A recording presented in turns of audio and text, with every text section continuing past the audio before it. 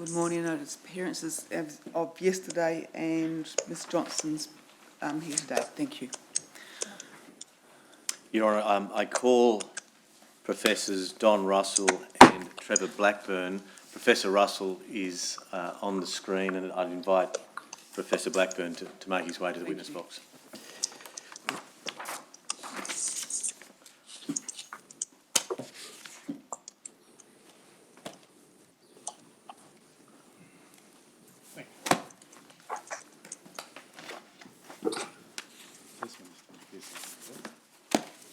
Do you solemnly and sincerely declare and affirm the evidence that you shall give will be the truth, the whole truth, and nothing but the truth? If so, please say I do. Okay. Thank you, Professor. Just take a seat. And Mr Russell. Thank you. Professor Russell, do you swear by mighty God the evidence that you shall give will be the truth, the whole truth, nothing but the truth? If so, please say I do. I do.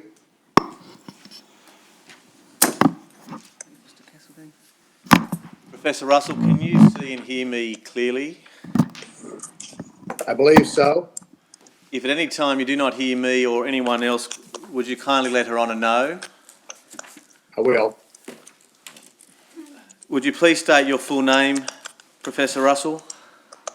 It's Billy Don Russell, Jr. And have you prepared a report in relation to this matter dated 12 August 2020? Yes, Do you adhere to the opinions that you have expressed within that report? I do. Your Honour, I tender the report of Professor Russell and the annexure to it, marked annexure 1. All right, Professor Russell's report and annexure will be exhibit 32. Professor, you hold a number of degrees in relation to electrical engineering, correct? Correct. You hold a BS, an ME and a PhD in electrical engineering, that's so?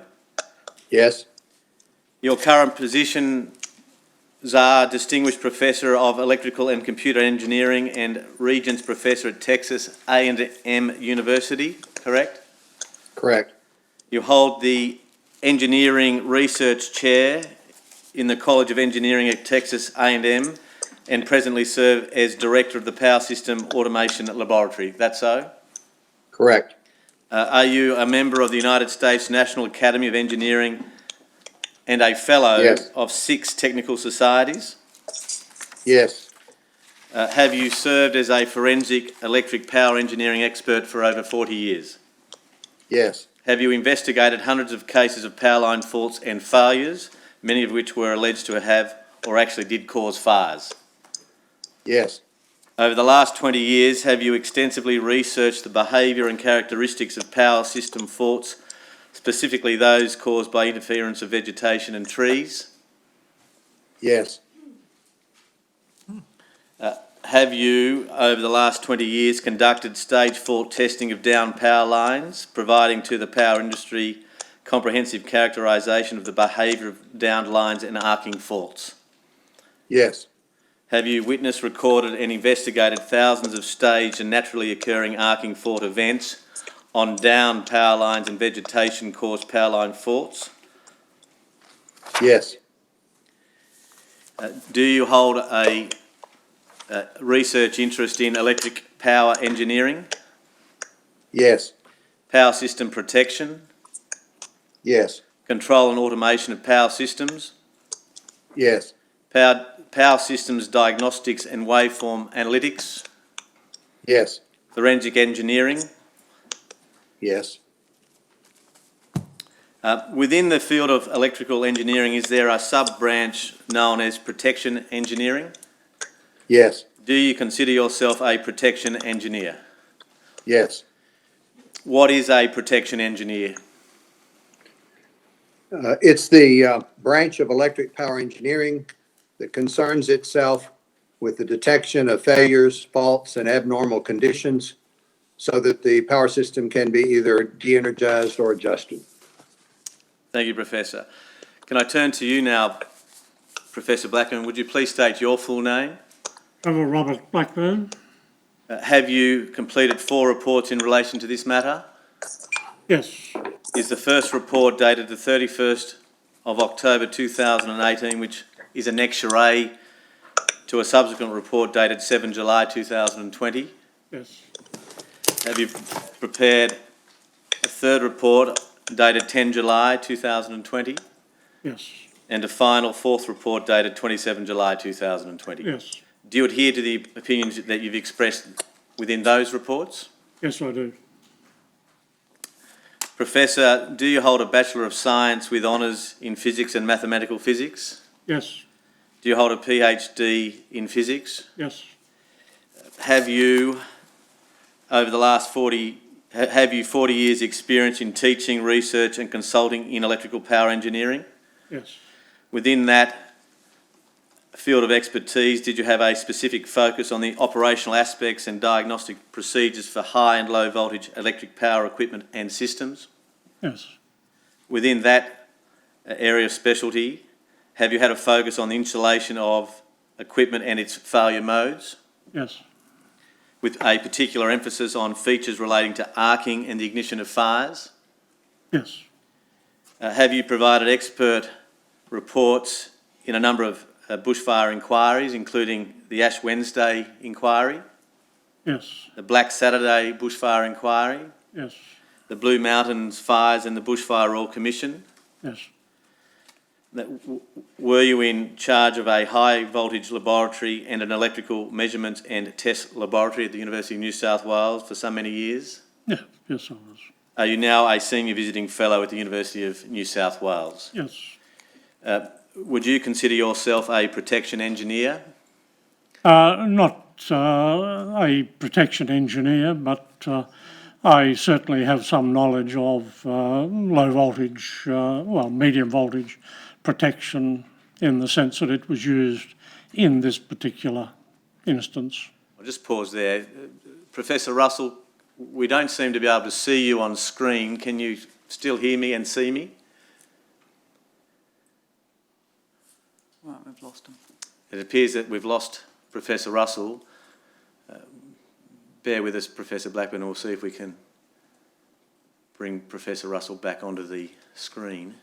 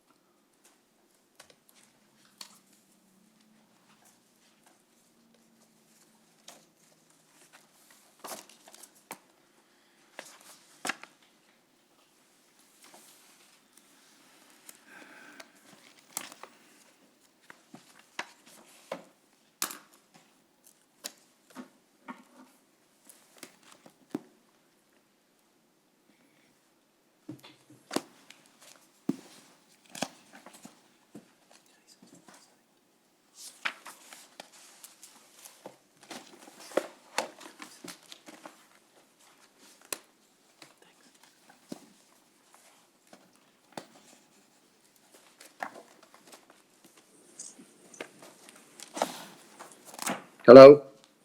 Excellent, thank you. Professor Russell, can you hear me and see me? I can, and my apologies, I have no idea what happened. That's all right. Thank you. Professor Blackburn, you heard the description provided by Professor Russell in relation to a protection engineer. Do you generally agree with that Yes, I do. statement? Do you hold a special interest in high voltage and high current phenomena and technology, Yes, power system equipment and operation, yes, electrical installation and its assessment, yes, electrical energy supply systems, yes, condition monitoring of electrical equipment, yes, and power supply to remote areas? yes, Have you, Professor Blackburn, been recently provided with witness statements from a Ms Cassandra Dixon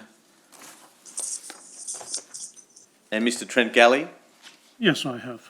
Have you been provided with the expert report provided by Professor Russell dated 12 August 2020? Yes, I have. Did you have that material when you completed your 4 reports? No. In the face of that new evidence, do you maintain that tree 2, as we know it, as referred to in your reports and Professor Russell's, was the likely cause of the fire in the power line easement at Reedy Swamp? No. And why do you say that? Because the photographs that Ms Dixon showed in her report showed that there was a fire burning. It showed pole B in the background and some general bushland area around pole B. And that photograph was taken from the time on the mobile camera. That photograph was taken 2 hours and 20 minutes after the reclos were operated, and so there had been no power on pole B for that period of time, and so there was no possibility of any tree interaction with pole B causing a fire. Given your analysis of the material provided to you, do you now have a new working hypothesis as to the likely cause of fire ignition within the power line easement at Reedy Swamp? I said in my reports that I didn't deny that there were other possible causes of fires along the easement with the interaction, particularly of tree 4 with the line, and I didn't deny that that happened. So in that case, that must have been the cause of the fire. What I am not, what I don't understand and find a bit puzzling is the magnitude of the fault current that tripped the recloser. Is 15 or 16 amps, and it's certainly, in my experience of these types of faults, it's not usually normal. It's completely abnormal to get that magnitude of fault current in the sort of situation where you had a tree falling on the line. Just pausing there. Professor Russell, I'm just wondering, whilst Professor Blackburn is giving his evidence, if you could put your system on mute. We're just getting a bit of background noise coming from your end. Thank you. Can you still hear us, Professor? Okay, You're still on mute, Professor Russell. Professor Russell, can you hear Yes. us when you go on mute? I can hear, Thank you. and I'm going to put it on mute now. Thank you. Thank you, Professor. Professor Blackburn, just so I'm very clear, having visited the matter subsequent to receiving the witness statement of Ms Dixon and Mr Galley, that your opinion now is that in all probability tree 4 that came down onto the conductor line number 2 between what is known as pole C and D is the likely source of the ignition of the fire within the power line easement at Reedy Swamp. That's correct, yes. I'll just turn to Professor Russell now. If you could unmute yourself, please, Professor. Yes, Given your analysis of the material that has been provided to you in relation to this matter, do you agree that in all probability tree 4 that has come down on to the conductor line number 2 between pole C and D within the power line easement at Reedy Swamp is the most likely cause of fire ignition in that easement? I do believe that, and that's been my position since I wrote my report and did my work. Are you able to explain whether or not the sensitive earth fault recorded at about 12:19 p.m. could have been caused by tree 4 coming down onto the conductor line number 2 between pole C and D, or not? I believe that it absolutely could and in all probability did. Why is that in circumstances where Professor Blackburn has just said that he did not believe there would be sufficient current to trip that fault that was set at a setting of 6 amps, as I understand it? Well, the first thing is to ask ourselves the question, did the recloser trip? If the answer is yes, then we have kind of a foregone conclusion that we had sufficient current for that to take place. Now, precisely what the behavior of that fault was at any given time cannot be known. My research with downed conductors shows that you can have a conductor fall, arc once, sit and have no current at all, come back and have 20 or 30 or 40 amperes, stop, do it again, and you can have that happen in a few hundreds of milliseconds, or you can have it happen in tens of minutes. These are chaotic behaviors. It's an uncontrolled situation. It's on ground that we will never be able to fully model or characterize because we can't know that it exactly existed. We had about 40 meters of line on the ground, which is a lot. I have some videos that I appended to my report that show just a couple of feet on the ground with substantial arcing that did not operate protection set at approximately 20 amperes. So I have seen virtually every kind of case where you get a lot of current, a very little current, a chaotic behavior of current over tens of minutes, or almost instantaneous tripping. We cannot know precisely the behavior of the fault in this condition. We do know that we had a trip condition. To me, basically, that encompasses the main knowledge that we can know, and analytics trying to determine the level of fault current on such an undetermined set of parameters, to me, is only a gross approximation. You really can't know what the current was at any given point in time in the fault. Thank you, Professor Russell. Professor Blackburn, what, if anything, do you say in response to that thesis? I agree that tree 4 falling on line 2 was in all probability the cause of the fire, and that that did trip the recloser. It's just that in my experience, 16 amps is a bit very much higher than you would expect to get in that sort of situation.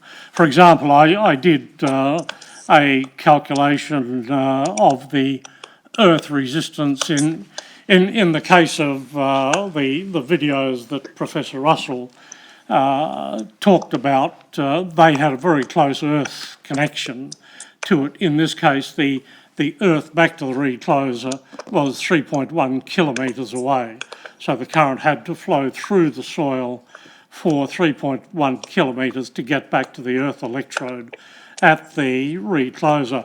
I did a calculation of what that earth resistance would be, and it was about 2,360 ohms. And for a 10 centimetre length of line on the ground with the tree pressed down, or the tree trunk pressed down on it, that would only give you about 2 amps of current, and that's much more typical of the situation that you would get for a tree falling on a line, bringing a conductor down to the ground. But at the same time, I do accept Professor Russell's comment that these types of faults where the conductor is lying on the ground are very stochastic in their nature and are very variable. And that could explain why the live conductor on the ground as a result of tree fall coming down on it has tripped the recloser system? Yes, I believe that's the most likely cause of the trip of the recloser. May I comment on something? Certainly, Professor Russell. In the videos that I've shown, the point of the fault that is shown in those videos is approximately 2.5 to 3.5 miles from the substation. So just for the reference, it's relatively close. And in that particular case, there's a lot of available fault current. Those factors do not, in my experience, which has tested these things at many miles from the substation all the way down to within a few miles, have very little to do with the level of fault current that will be drawn. And I take it, Professor Russell, what you said in answer to my first question, that the 6-second delay before the recloser operated with sufficient time for an arcing event to occur to ignite combustible material in the area between pole C and pole D. Well, that's not only sufficient, it's grossly sufficient, meaning that the first arc that occurred several thousands of degrees in the first competent fuel bed will potentially ignite. That can happen in tens of milliseconds, which has been documented before, in fact, by research done in Australia. So that's cited, by the way, in the work that was done after the 2011 fires by the Powerline Bushfire Task Force. But the reality simply is that the key to the tripping of the recloser has to do with whether you get that average level of current over a period of time.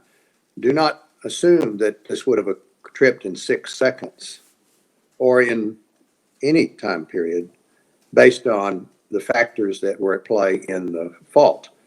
It might have tripped in hundreds of milliseconds had it not had a time delay on it. It might have tripped in several minutes otherwise. And the reason for that is these faults are chaotic. They're, as Professor Blackburn has said, there's just stochastic variability here. And so they can go into quiescent periods. I've seen them go into quiescent periods for hundreds of milliseconds to many seconds, tens of seconds, and then come right back and start arcing almost continuously. So they're unpredictable. I think we've lost you. The 6 seconds is a, it is an arbitrary but engineering judgment number that has been utilized in order to prevent a lot of false positive tripping. But in truth, any given fault behaves as it chooses to behave. Do you have a view as to whether the relay setting of 6 seconds was appropriate in the circumstances or not? I think it's very appropriate, and I think it's been shown to provide a decent balance, as all protection matters do, between the need to trip quickly when you have a downed conductor and the need to have system reliability, which means you cannot trip on false positives very often or the customers get very perturbed. So all protection matters are matters of judgment as well as science. 6 seconds is arbitrary, but it is not without basis in understanding that if I start setting things lower and lower, I will have, without question, a higher incidence of false positives, which means that I will put the circuit in the dark a lot more frequently. Thank you. Professor Blackburn, are you able to express a view as to whether the relay setting of 6 seconds was appropriate or not in the circumstances?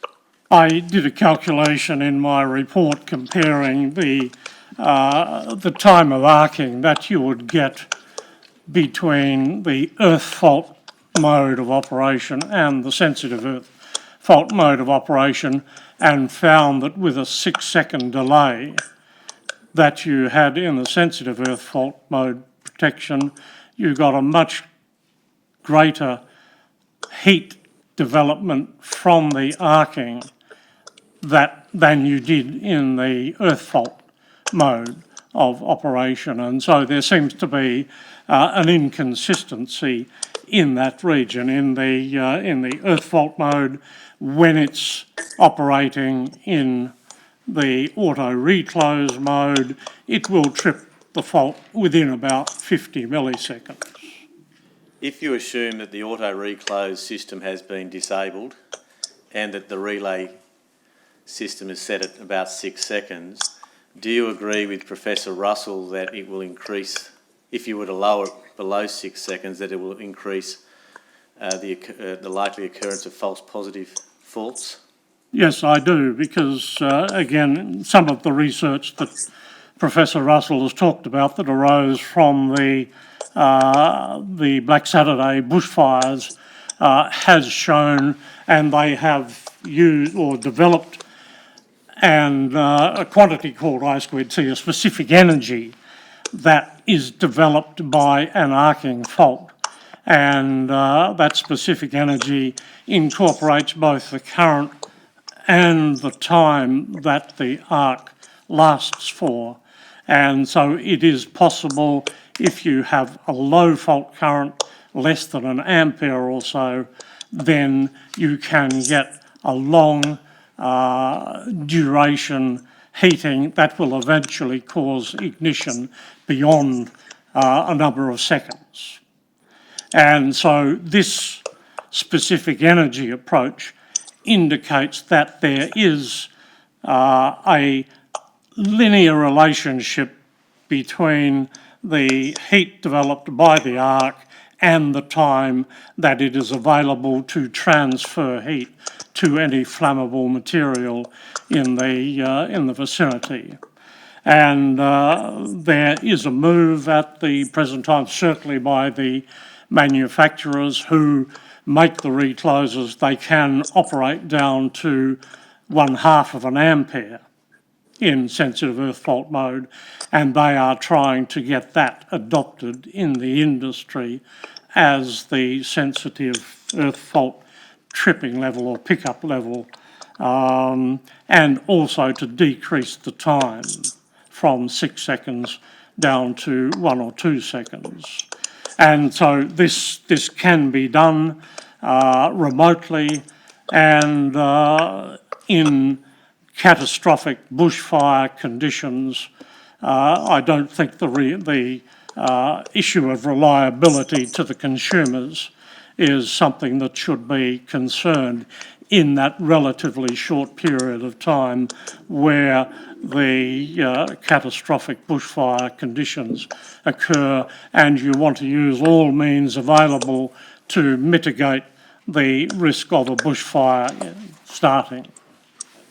When you refer to the catastrophic conditions, are you referring to total fire ban days? Or Total fire ban days, yes, very low humidity and high winds.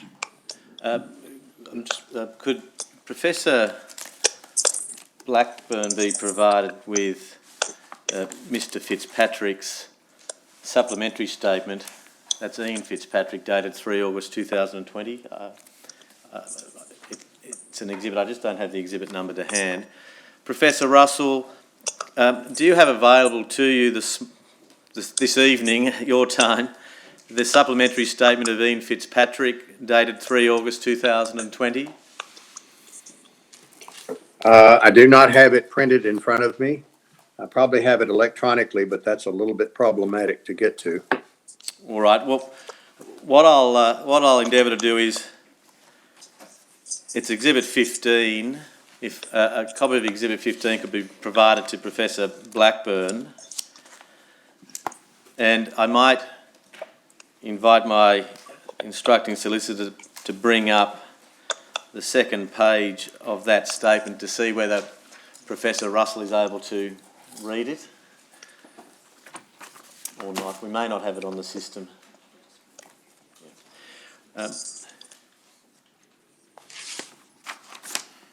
What I'll do, Professors, is just read to you a number of paragraphs from that statement. Commencing with paragraph number 5, Mr. Fitzpatrick says the following. I withdraw that, commencing with paragraph 4. Essential Energy completed a review of its network protection settings in March 2020. This was following the 2019-2020 extreme bushfire season. Although Essential Energy's network was not involved in the significant bushfires during that season. Paragraph 5. As a result, Essential Energy's, quote, in capitals, CEOP 8002 branch procedure distribution protection guidelines was updated to require that recloses in designated areas be automatically switched to Group 4D settings and have auto reclose disabled on total fireban days. Mr. Fitzpatrick then annexes a copy of that particular distribution protection guideline. And then in paragraph 6, Mr. Fitzpatrick says, Group 4D settings is the name given to total fireban settings. For Group 4D, the guideline states at page 14 that the last recloser on each line section is to be set at 1 second. Paragraph 7, although the guideline has been updated, the actual changing of network protection configurations across the network does not happen immediately. Mr. Fitzpatrick expects that it may take years to individually reconfigure each recloser device, requiring manual configuration. Thus, the move to a defined Group 4D settings will take time and may not occur until Group 4D settings have been installed in all communications equipped electronic reclosers within designated areas. Now, just for completeness, page 14 of the guideline says, and this you'll have this, Professor Blackburn, I'll read it to you, Professor Russell. The sensitive earth fault settings would keep the same current values as the normal settings but have reduced time grading between devices.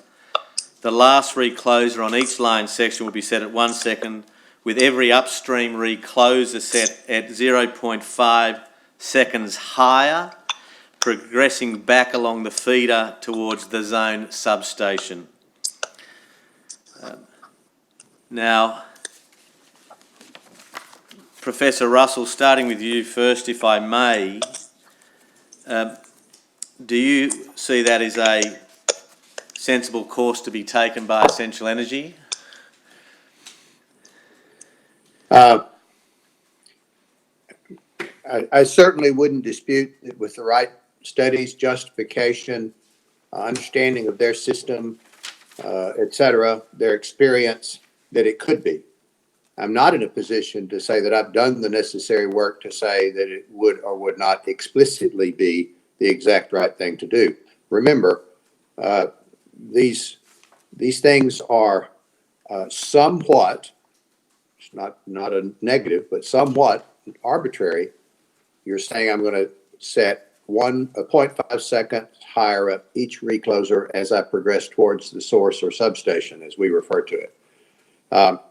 That certainly will provide some coordination. It will provide for some sectionalizing of the circuit so that the lowest faulted part of the circuit that can be tripped off while preserving the rest of the circuit. That is a desire of all protection engineers to do, put as few people in the dark as possible. It would achieve that to some extent. But there's not a right answer. If he had said, we're going to set the last one at 1.2 seconds and everyone upstream 0.7 seconds apart, it would I'd give you the same answer. I understand.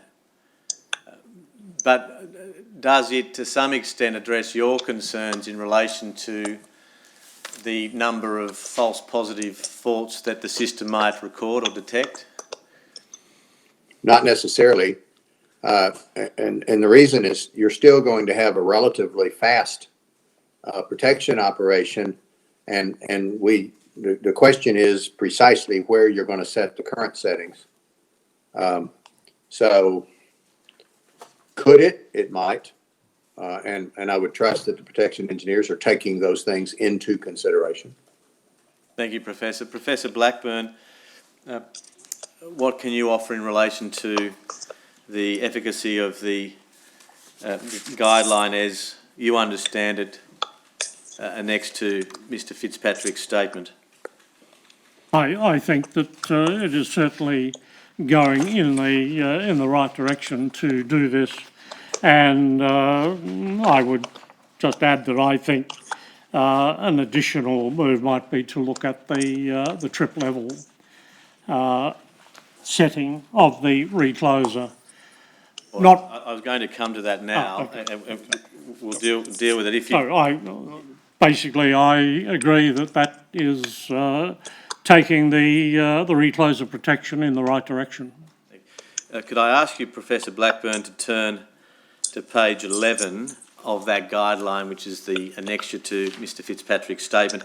And for your benefit, Professor Russell, I'll read section 2.3.1.3. It's headed Feeder Sensitive Earth Fault, SEF Protection. Feeder SEF protection should be set as follows. First dot point, SEF pickup. The SEF pickup shall be set between 4A and 10A primary.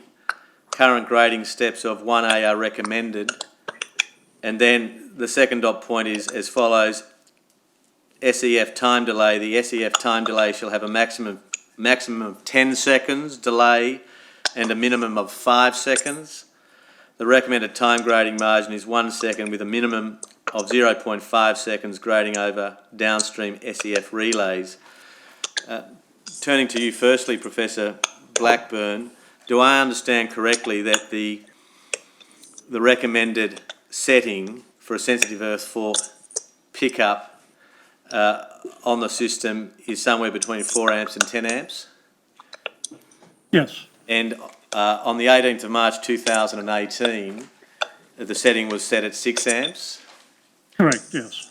What, if any, opinion do you hold in relation to whether the 6 amp setting on the 18th of March 2018 was set at a too high or too low a level? I think that it was too high. I think it should have been set lower. It did allow a fire to start even with 16 amps in there, and the combination of that relatively high magnitude of tripping level and the 6 seconds then did let through enough energy. I think that 4 amps and 10 amps, between 4 amps and 10 amps is fine for normal operating conditions, but on their catastrophic or total fire ban days, then I think there should be a contingency available to allow the operator to reset that tripping level down to maybe 1 amp on, or less, even less, on total fire ban days. And that is possible. The control officer in Port Macquarie can change the setting of the relay, the trip setting of the relay at Tathra, and just change it from the 6 amps to the 1 amp. And so I think that there should be a contingency available to allow the operator to do that on total fire ban days.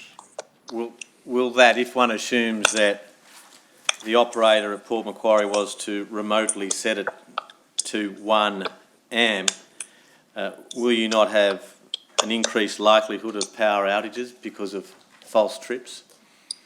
It is certainly an effect. The lower the trip levels that are set, the more likelihood is that you get nuisance tripping from non-fault events. But for maybe 1 or 2 days of total fire ban conditions, then that is just something that needs to be allowed for. And these days, the development of power electronic inverter systems are becoming very widespread and cheap, and so they can be used by people who need continuity of power. And so it's not a problem that is not able to be overcome. How, in your opinion, does an electricity service provider get the balance right between looking at risk mitigation strategies to lower the risk of bushfire ignition from involvement with the electrical infrastructure and ensuring that its consumers receive power? Well, the utility has got to look at the two components that basically the regulator looks at. They're the so-called SAIDI and SAFI coefficients, and they're the system average interruption, fault interruption index, and the system average fault duration index. And unfortunately, the regulator puts a very considerable amount of intent in the efficiency of operation of the system on those two factors, which in effect, of course, include false positive tripping systems. And so they are fined quite considerable amounts of money if their SAIDI and SAFI coefficients are too high at the end of each year.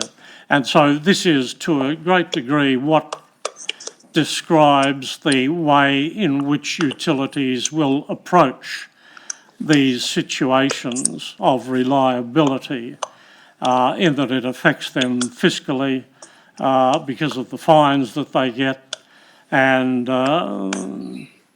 certainly it will, they will take into account the requirements of the user if they're on a kidney machine or similar type of requirement for power. That will also be taken into account. But there is a very considerable economic issue there. So to see how they can do this to reduce it, reduce the current and the time, then they simply have to go to their results of their SAIDI and SAFI coefficients and see what impact a reduction of the tripping current and the duration of the pickup, the duration between the pickup and the tripping of the circuit breaker takes. And so that's what they will have to do. Maybe there should be some appeal to the regulator, the distribution system regulator, to try and leave any spurious tripping on total bushfire ban days out of the argument when they come to assess what their SAIDI and SAFI coefficients at the end of the year mean in terms of fines. Professor, do you know of any electricity service provider, either here in Australia or internationally, that on a total fire ban day or similar catastrophic condition days, as you've described it, set their levels below 4 and their time delay below 5 seconds? I don't know of any that will do that. The only general practice on total bushfire ban days at the moment in most Australian utilities is the disablement of the auto reclose function when it's operating in the earth fault mode. But the auto reclose function is already disabled when it goes into the sensitive earth fault mode. And so I don't know of any utilities in Australia who will at present change the settings for the sensitive earth fault mode. Professor Russell, can you see me? I might just get that to come down. I can. All right. Were you able to see the section 2.3.1.3 feeder sensitive earthfall protection section that I read for your benefit? I did. I did. You've just heard Professor Blackburn's evidence in relation to setting the SEF pickup below 4 amps. What opinion do you have in relation to that on a total fire ban day? Okay, I have quite a bit to say. Number one, on protection, there is no right answer. If you tell me the nature of the next fault that will occur, I will tell you what kind of protection you should have had. That's the nature of the ball game. There is no correct, precise calculation that tells you what you need to do. It's always a balancing act. I really overspoke. There is one right answer, and we're actually doing it some in the United States, and that is on a total fire ban day on areas of great risk, you turn the power off completely. And we did that this last week in California, in the United States. That's the only way you're going to guarantee you're going to stop the bushfires, wildfires, as we refer to them, from happening. So, with that preface, I am in some disagreement with my good friend, Professor Blackburn, on the issue of the energy calculation. I do believe that the work that was done here in the U.S., as well as on the Powerline Bushfire Task Force work, shows that tens of milliseconds a fault is going to, if it arcs in dry materials, cellulose, for example, is going to start a fire. I don't think in the current situation of the fire question that's our subject here, it would have made any difference that you'd have had it at 1 second or if you'd have had it at 4 amps versus, or 2 amps or 3 amps. Because I believe that when you have 40 meters of line on the ground, you can be arcing every few feet at any given time. There will be a serendipitous place where that arc will hit fuels. There was a lot of dry fuels here. Professor Blackburn has that in his report. And you'll start to fire in tens or hundreds of milliseconds. So it's a moot point that you're going to wait a second or you're going to wait 6 seconds. It's a moot point whether you're going to trip on 4 amps or 6 amps in that situation, which is, I believe, was our situation with a line, that much line on the ground. But that's this fault. So every utility has to deal with not just this kind of fault, but every other kind of fault that they're going to have that day. And it's a balancing act. There are competing parameters, lower current, faster times, guarantee you're going to have some false positives, guarantee false tripping, guarantee nuisance tripping, and you have to decide how much of that you want to tolerate. And as I understand it, you're going to put the entire circuit in the dark for a long time, wherever you trip from, simply because you can't re-energize it without patrolling it.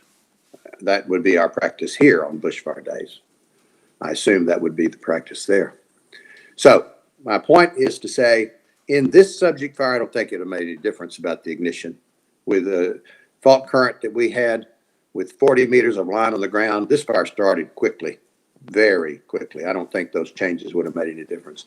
That's not to say that you can't make those changes on a red flag day, as we call it, or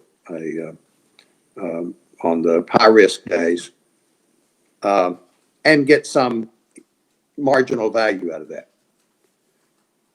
I don't think that Professor Blackburn's energy calculation is particularly informative to me, because when I have 40 meters down and arcs in lots of places, the energy calculation one would get by accumulating all of the current in one place over a period of time is not particularly representative of what I think was really happening. So it's an interesting calculation. I don't think it particularly informs us anything about how this fault behaved. Can I just return to your evidence in relation to the recent wildfires in California where the system was turned off? Is that a rare event, or is it something that you've witnessed previously? Oh, no, it's been used last year and this year. It came into being before the last fire season. We're now approaching and into the current fire season. I'm a consultant to both of the large utilities in California that are using that, two of the three, I should say, utilities in California that cover virtually the whole state that are using this. It is a prescribed methodology. It is formulaic, and it is not about the electric system. The pattern there is if I have a weather report that's particularly bad, if I have an area that hasn't been burned in recent years, if I have low humidity and dry conditions, et cetera, we will preemptively shut off the power, inform the customers, and we'll make that decision 2 days in advance. Is there a document that records those parameters to which you just referred? Yes, you can Google the Public Utility Commission of California, and it's called PSPS, Public Safety Power Shutoff. PSPS. And It's available on the Public Utility Commission website. Detail. It's been extensively and exhaustively analyzed, and it was practiced last year, and it's being practiced already this year. And who's the decision maker that ultimately decides that each of the three utility providers will have to, in effect, turn off the system? That could be multiple parties simultaneously, but in effect, the parameters for when it will be done are set by the Public Utility Commission, having worked with utilities, and each utility then would exercise that based on those parameters. So it's formulaic. It's not a judgment call. And apart from the state of California, does this type of regime exist elsewhere within the United States of America, or is it just at this stage limited to the state of California? To be honest, I don't know the answer to that because it was first created, to the best of my knowledge, by the PUC in California, Public Utility Commission. There probably are some Western states that have followed suit, but I haven't made a study of that. It is not a prevalent condition in the majority of the United States, where huge wildfires are simply not the problem that they have there. Before I return to Professor Blackburn, Professor Russell, in relation to the guideline to which I've referred you to earlier, in relation to the SEF pickups settings of 4 amps to 10 amps, do you consider that is a sensible set of parameters in relation to sensitive earth fault settings? If the experience of the utilities is that is a reasonable balance between protection, rapid protection, as well as reliability, and in their experience, they believe that range for their multiple reclosers is workable, then I'd certainly call it sensible. I didn't do the necessary back work, certainly wasn't asked to in this matter, to set those numbers. But I have great confidence that utilities spend a great deal of time before they would ever set those ranges, and confident they probably did a good job of balancing the things that you have to balance in the protection business. And I take it you'd give a similar answer in relation to the SEF time delay settings between a minimum of 5 seconds and a maximum of 10 seconds. I would, and once again, the broad variable nature of power system faults, when you have downed conductors, as we had in this case, will each dictate whether you have the opportunity for these settings to prevent ignition or not. But I will tell you that I disagree that there is a linear relationship between time and probability of ignition. In my experience, if a line falls and arcs on the ground in suitable conditions such as dry material, low humidity, and so forth, the ignition occurs in hundreds of milliseconds, not many, many seconds. So when we talk about preventing ignition, we are fine tuning the problem when we talk about 5 seconds or 10 seconds. The truth is, a line on the ground may well, in most cases, have long started the fire. Thank you, Professor Russell. On that matter, Professor Blackburn, do you agree under the conditions that existed at the time of the fire that it's probable that the down conductor line number 2 ignited the fire within hundreds of milliseconds? No, I don't agree. It can, in some cases, occur in hundreds of milliseconds, but it can, in other cases, take much longer than that for the heat from the arcing to transfer to the flammable material. And to the breakdown, the arc can be formed in a very short time because it just relies on voltage stress and electrons. They move very quickly, and so the breakdown can occur within milliseconds. But then you have the arc, and if it's a very low current arc, it has very low heat content. Even though the temperature may be high, its heat content can be quite low. And to cause ignition, it then has to transfer what little energy it has to the flammable material. And it may not be in contact with it. It's unlikely that it will be in contact with it. And so that process of the heat transfer can take quite considerable time, given that it's coming from a relatively low content heat source.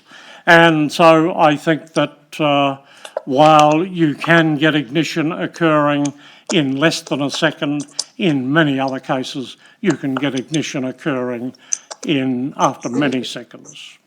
And so I agree.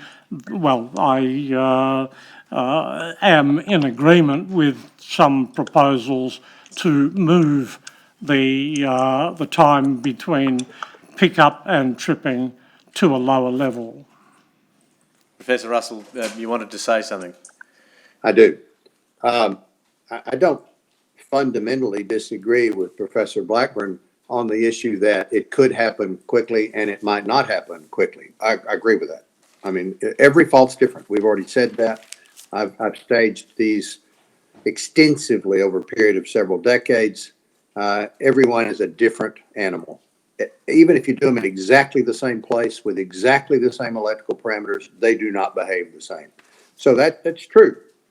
However, the work that was done by the Bushfire Task Force on electric arcs and how they start fires said this, and I'm reading from page 42 of it's actually section 3.2.1.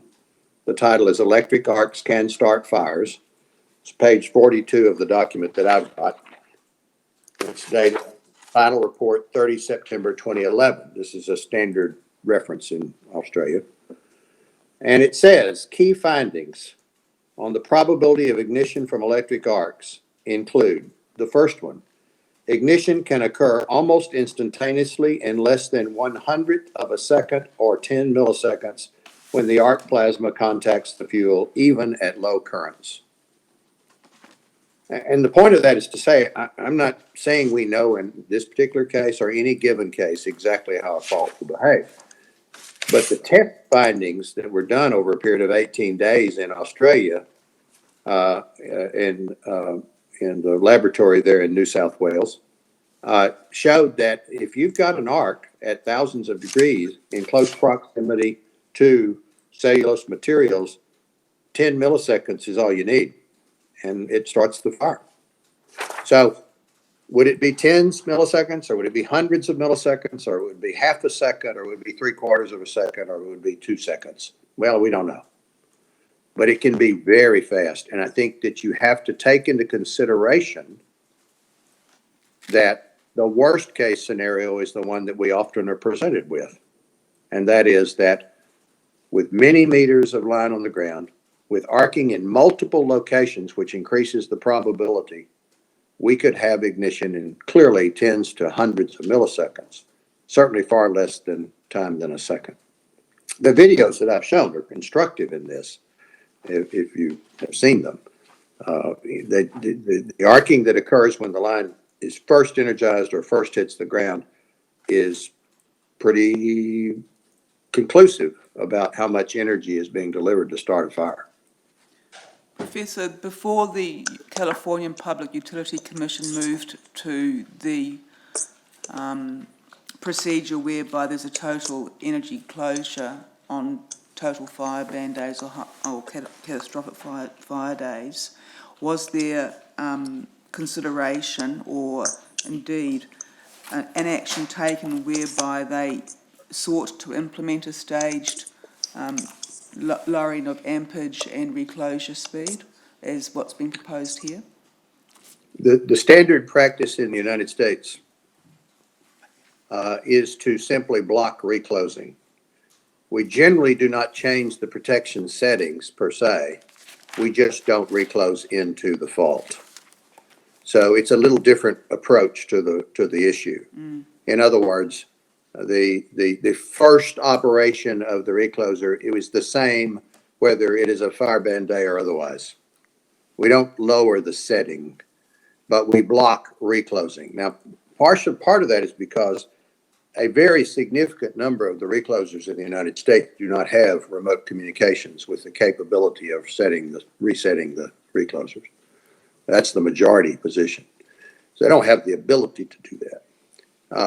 Many of California utilities are now going to a fully automated recloser, as Australia would typically use today. But that's not fully implemented. So blocking reclosing is basically the only thing that is done to change the protection on a circuit in the typical utility in the United States. Thank you. Just one final question, if I may, Professor Russell. When the system was shut down recently in California, did that affect urban areas, or was it limited to rural areas? I can't answer the question because I've made no study of the most recent shutdowns to know whether they were urban, mixed, or rural areas. I don't know the answer to that. Thank you, sir. Professor Blackburn, before I resume my seat, is there anything you wish to say in response to what Professor Russell said a moment ago in relation to the timing for an arcing event to ignite combustible material?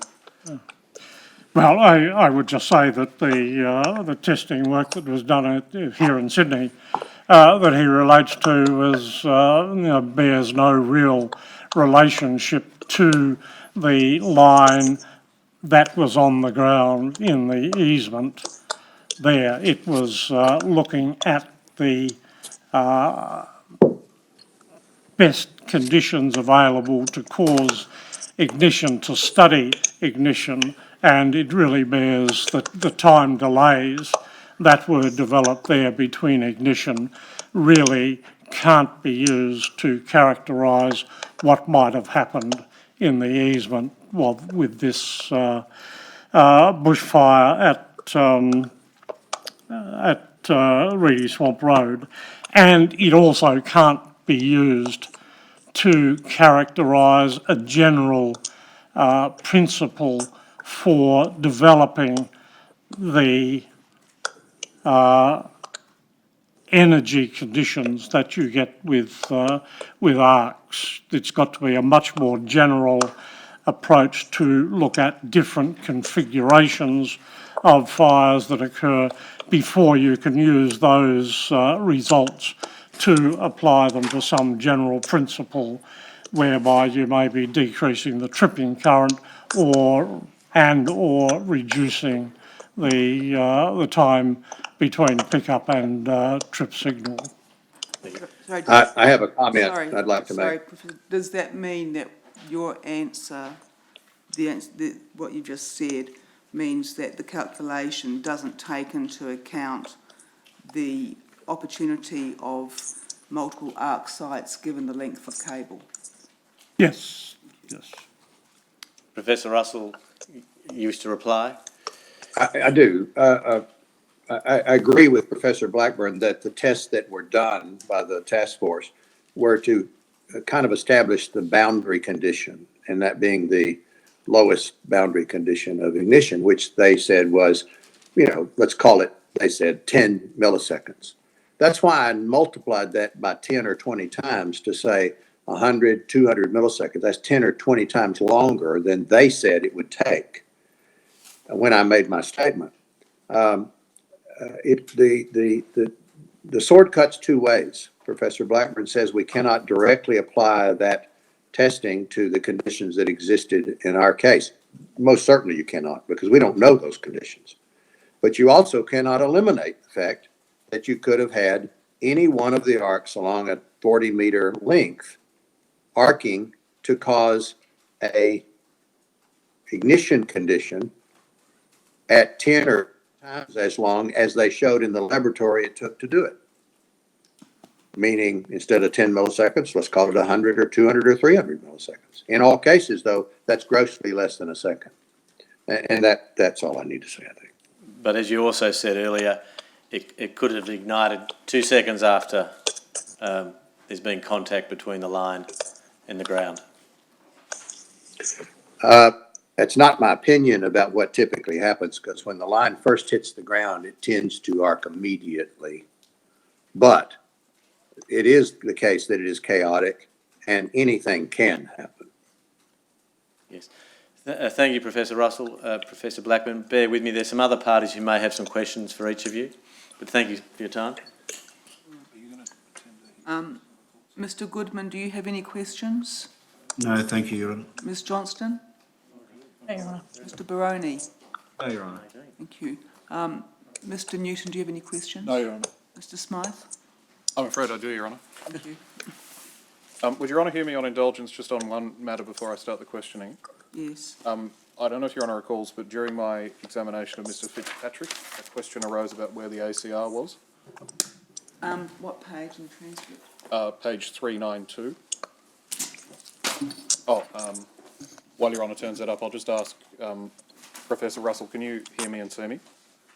It's very weak. Certainly not as good as it's been. Maybe if you stay seated so that the microphone picks you up better. Is this any better? That's much better. Yeah, I think if I stand here. Yeah. Just bear with me, Professor Russell. I'm about to expose a mistake I made. 392. Yeah, 392.10. I told Your Honour that the ACR was on pole F. That's wrong. That's why no one called me as the expert. I will get that out of Professor Blackburn. What pole is it? Well, I'll get that out of Professor Blackburn, but can I just indicate to you that that was wrong of me to say, and that was an error on my part. Okay. Sorry? Yes, my friend cleaned it up, but I just wanted it to be clear that to the extent I sought to give evidence, I was wrong to do so. Just tell us the problem. Yeah. It's not in the F2R. 2082. Yeah. What was the answer in 2082? Volume 6. In fact, we go back. That didn't have a poll number from A to F, did it? It did not. Yeah. No, There was some distance across the paddock, I think. that's Or right. down the road, yeah. Your Honour, there's a diagram in Mr Fitzpatrick's Yeah. statement which identifies where it's located. Thank you. Yes, Mr. Smythe. Yes, so I apologise about that. Can I immediately turn to Professor Blackburn and ask him to help me tidy that point up? Do you have your primary report, or is it better to bring it up on the screen? I'm sorry, No, that's I'm a all little right. bit hard of hearing. I can't. No, that's okay. Can Could I ask, please, that page 1417.470 be brought up on the screen? So this is the report of the 7th of July? Yes.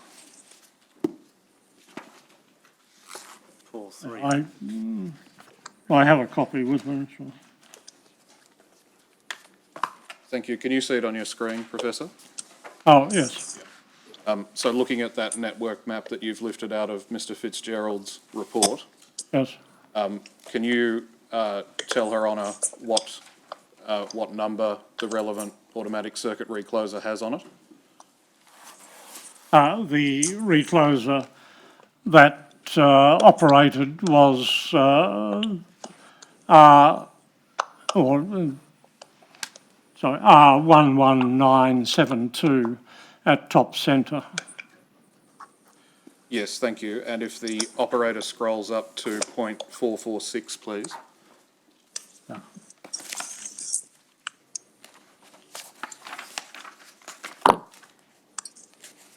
That's a picture of pole F. You agree with me that the ACR is not on this pole, don't you? Correct, yes. But you're not in any doubt that R11972 is in fact the recloser that operated on the day of the fire? Yes. Yes, thank you. Yes. I think that's tidied up. Thank you. Mr Cheney? Oh, sorry, that wasn't the end of it. Oh, that was the end of that. Just the beginning. I've got some other questions. Wishful thinking. Yeah. Professor Blackburn, when you've been in discussion with Mr Castleton this morning, you've declaimed your tree 2 theory. That's right, isn't it? Yeah, I'm sorry, I didn't catch the question. You no longer adhere to your tree 2 theory. That's right, isn't it? May not be getting sound through to the... Oh, get a type. Sorry. Shout. Can you hear me if I... Yeah, that is better. Yeah, sorry, I'm having... No, no, it's not your fault. hearing. No, Mr Smythe is very softly spoken. That's really being said, Your Honour. Is that any better for you? That is better. Yes, thank you very much. Thank you. I was reminding you, sir, that in discussion with Mr Castleton this morning, you've indicated that you no longer adhere to your tree 2 theory. That's correct, yes. Yes, and you're now prepared to accept, are you, the tree 4 theory? Yes, But am I right to think that you have a little bit of doubt remaining about the tree 4 theory on the basis that you're uncomfortable that the amp reading one sees on the ACR trip meter could have resulted from the tree 4 theory? Is that correct? yes, I'm not uncomfortable with the fact that tree 4 was the cause of the fire. I'm just puzzled by the level of current that tripped the recloser. But as we've been discussing, Professor Russell and I have been discussing, these things are very widely varying, and so although I'm puzzled, I'm still accepting that tree 4 interaction with the pole C, or the line 2 between pole C and pole D, was the cause of the fire. Thank you. Are there any other scientific tests that could or should have been performed in relation to the tree 4 theory? I would have been interested to know what the soil resistivities were in the vicinity of pole C, because I believe that's the only possible reason that might have caused such a high current to occur. But it's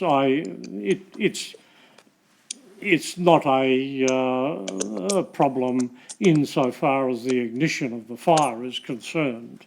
Yes. But just for my sake of understanding this puzzle that I have, I would just like to know what the resistivity of the soil was in that particular area, but it doesn't impact on or whatever the answer will be, doesn't really impact on my understanding that it was tree 4 Yes. that caused the ignition. Thank you. But I'm correct to understand, am I, that no earth resistivity tests were performed? Not to my knowledge, no. Thank you. Well, if they were performed, you didn't have access to the results. That's correct, yes. Thank you. I want to ask you now about some technical capabilities of the particular ACR. Can I first suggest to you how, in broad terms, an ACR works and ask you to correct me where I'm wrong? Certainly, yes. And you're still hearing me all right, sir? I'm still hearing you fine. Thank you. The first step is that an ACR, such as the one that operated on the day, will see a fault current. Is that right? Yes? And it'll be an earth fault or a sensitive earth fault, will it? Well, it has 3 modes of operation. Yes. As well as the earth fault and the sensitive earth fault. It also has a phase-to-phase and an overcurrent, That's the overcurrent fault, yes. Yes. So there are 3 types of fault that it might 3 see. types of faults, yes. And when we speak of it seeing a fault, what we mean is that it's detecting a high or low level of amp outside a program band. Is that right? That's correct, yes. Yes, thank you. And that's called a pickup? Yes. Once it exceeds the trip level, it will pick up, respond, and accept that a fault has occurred. Yes. And once there's a pickup, what's termed clearance time starts. Is that right? I'm not sure of the terminology, but are we talking about the sensitive earth fault or the earth fault? Yeah, sorry, I should have been clear. If we could just assume that we're talking about the sensitive earth fault only. Okay. So once it's been picked up, what's the next step that occurs? It then waits for 6 seconds before it sends a signal to the circuit breaker to trip. And so it waits those 6 seconds, and that's again because of the spurious tripping problem. Most faults, most earth faults that do occur are very short duration and will disappear within a matter of a few seconds.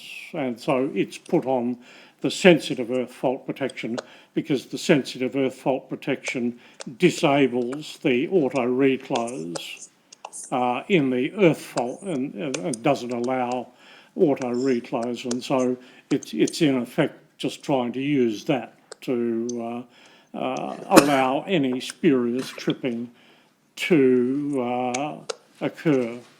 And when you say it trips for 6 seconds, it trips for any amount of time that it's programmed, doesn't it? It could trip for a longer or shorter period. Yes. Yes. And that's programmable. Yes. Yes. And then on a non-total fireband day, on your understanding, there'll be a number of attempts to clear the transient fault that you've been discussing with me, will there? Sorry, It'll open the circuit and then cycle through and then close the circuit again a number of times, under will it? normal conditions. Yes. Yes. Yes. Yeah, the sensitive earth fault won't do that, but the earth fault mode of operation will do that. Yes, and again, that's the result of programming that a programmer puts in. It's not just a factory setting that can't be changed. Correct. Is that right? Correct. Yes, thank you. And once it's gone through its program, it goes to manual lockout and needs to be addressed by an operator. Is that correct? Correct. Yes, thank you. Are you familiar with this particular model of ACR recloser, Professor? I've had some discussions about it, yes. And you're aware, are you, that this is a Noja model 11972? Oh, sorry, no, that's the number. that's the number of it. It's a Noja. Can you remember the model number? It's an R01.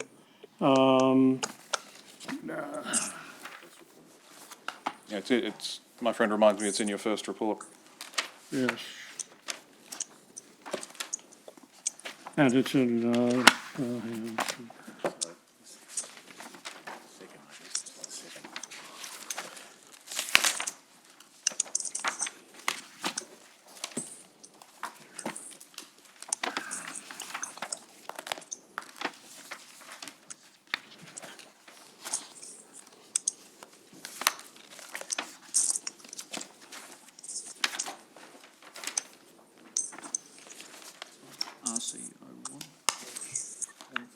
417 what, sorry?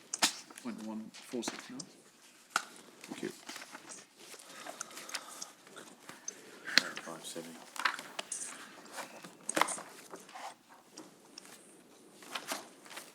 Yes, can I ask that page 1417.469 be put on the screen?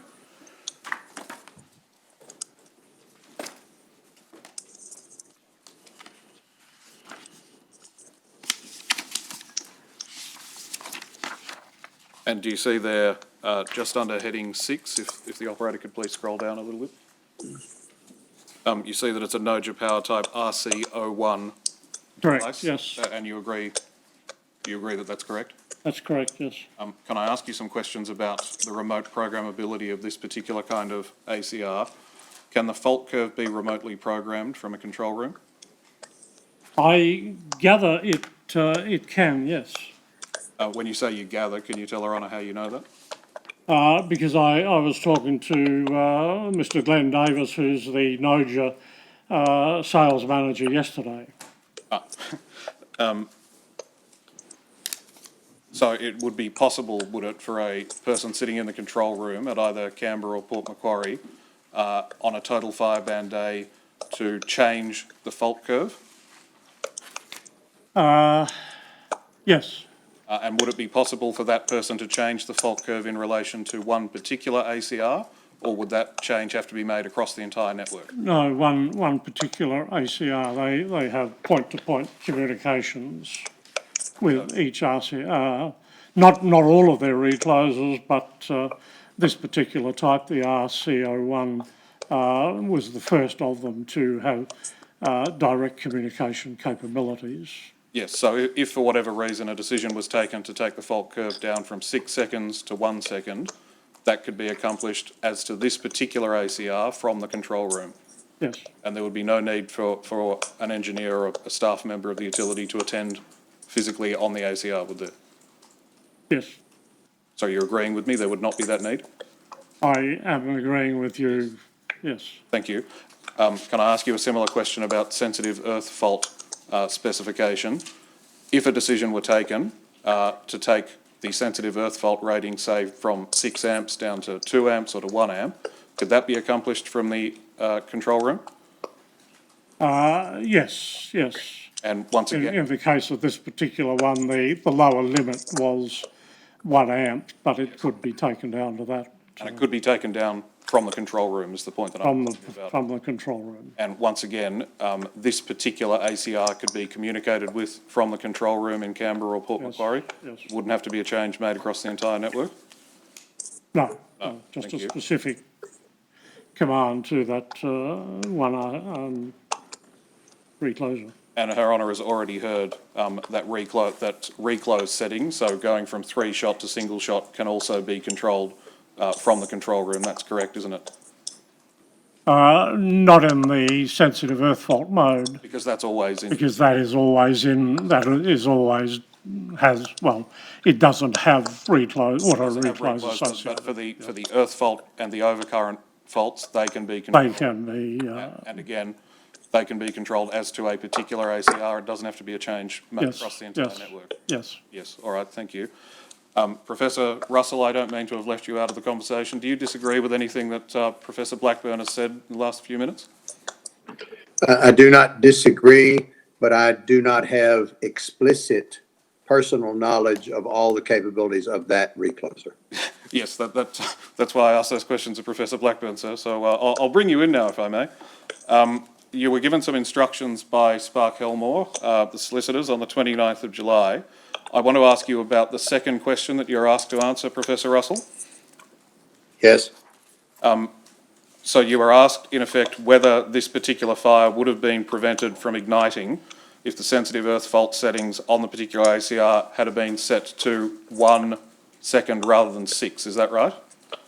yes, And let me understand your answer.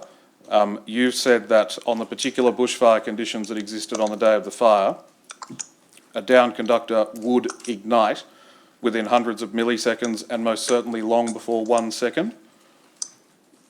I believe that is probabilistically the correct answer. Yes, thank you.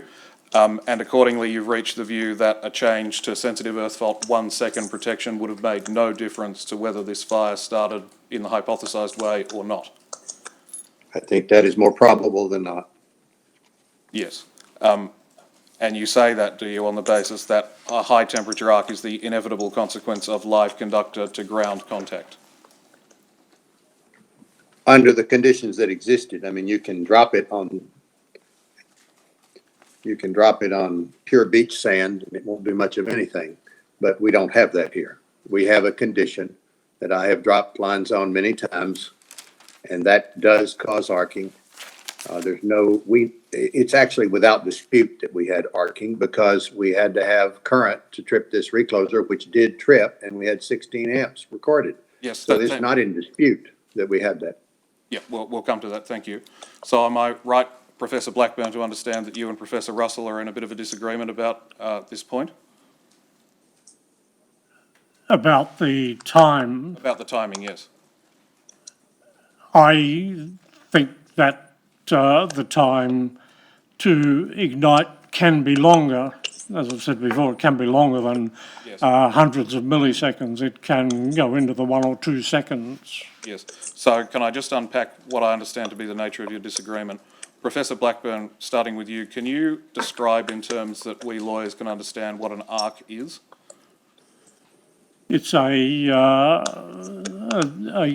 condition where electrical current flows through, well, if we take an arc in air, flows through air, and the current that flows ionises the air, provides electrons through that ionisation and provides positive ions, and so the current is able to be carried through the air between two metal electrodes. The current can be carried through the air by virtue of those ions and electrons that are formed. The problem is that to maintain an arc and to get that ionisation, it needs very high temperatures. In the centre of the arc, it may be,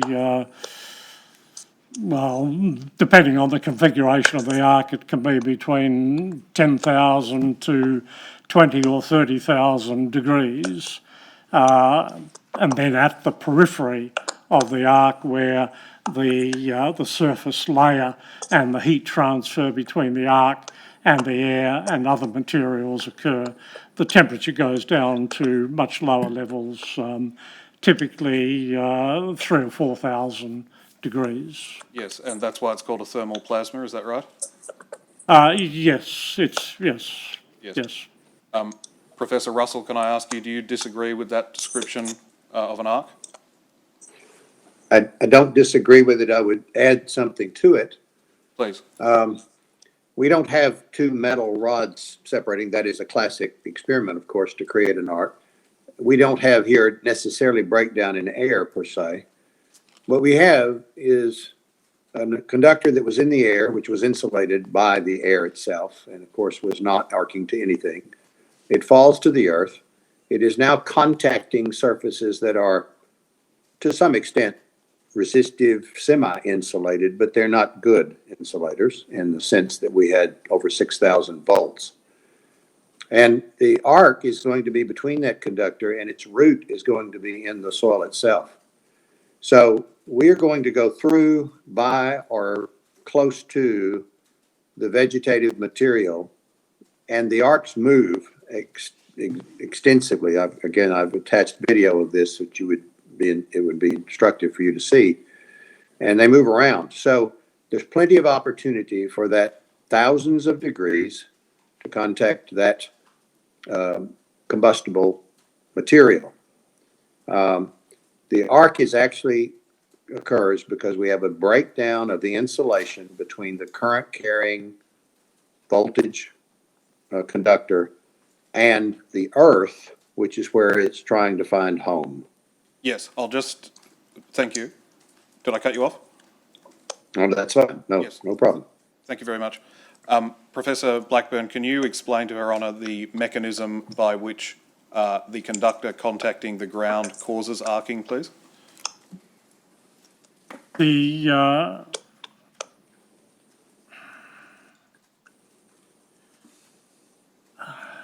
It's not necessary, it doesn't require the conductor to touch the ground to cause an arc, providing it gets close enough to the ground, and it's, in this case, only a distance of a few millimetres, then the electric field that is generated by the voltage on the conductor, that electric field relative to the ground can cause electrical breakdown where you get electrons transferred between the conductor and, in this case, the soil, and then that can then allow some flow of current between the two to form an arc. Thank you. And what is the difference between a diffuse arc and a concentrated arc? A diffuse arc is, in this situation, Yes. a diffuse arc is an arc that tends to move under the action of electrodynamic forces that are generated by the current, and the arc tends to move along the conductor because of the magnetic field that's generated, and it doesn't stay in one location.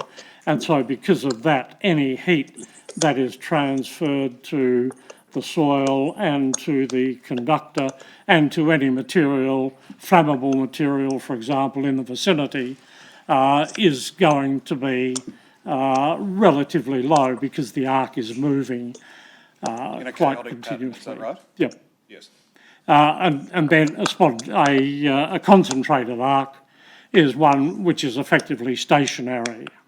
Yes. And in this case, of course, then it represents a stationary heat source and is more likely to cause ignition of any flammable material in the vicinity because of the heat transfer processes that are more efficacious in the case when the arc is stationary relative to whatever it's heating.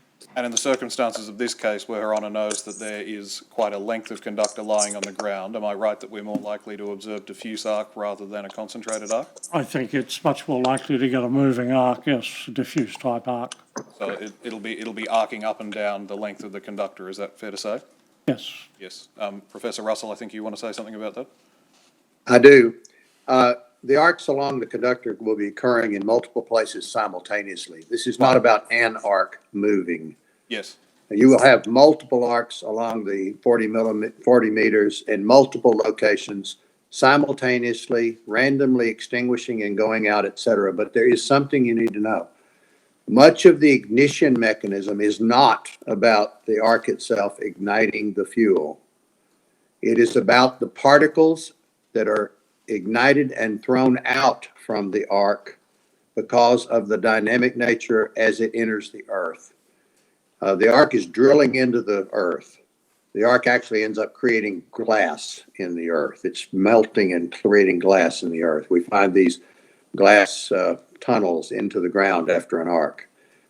It's throwing off melted earth material. You often find the arc has caused the fire a foot or 2 or 3 feet away from where the actual root of the arc was. If you play those videos I've shown you, you'll see that that's exactly what happens.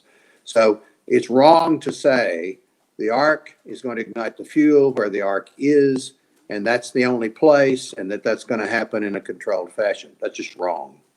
Most often, it's actually starting. Thank you. Most often, starting the fire even at a distance because it's throwing out particulate matter. Yes, thank you. Professor Russell, I'll ask Professor Blackburn to respond to that, please. Yeah,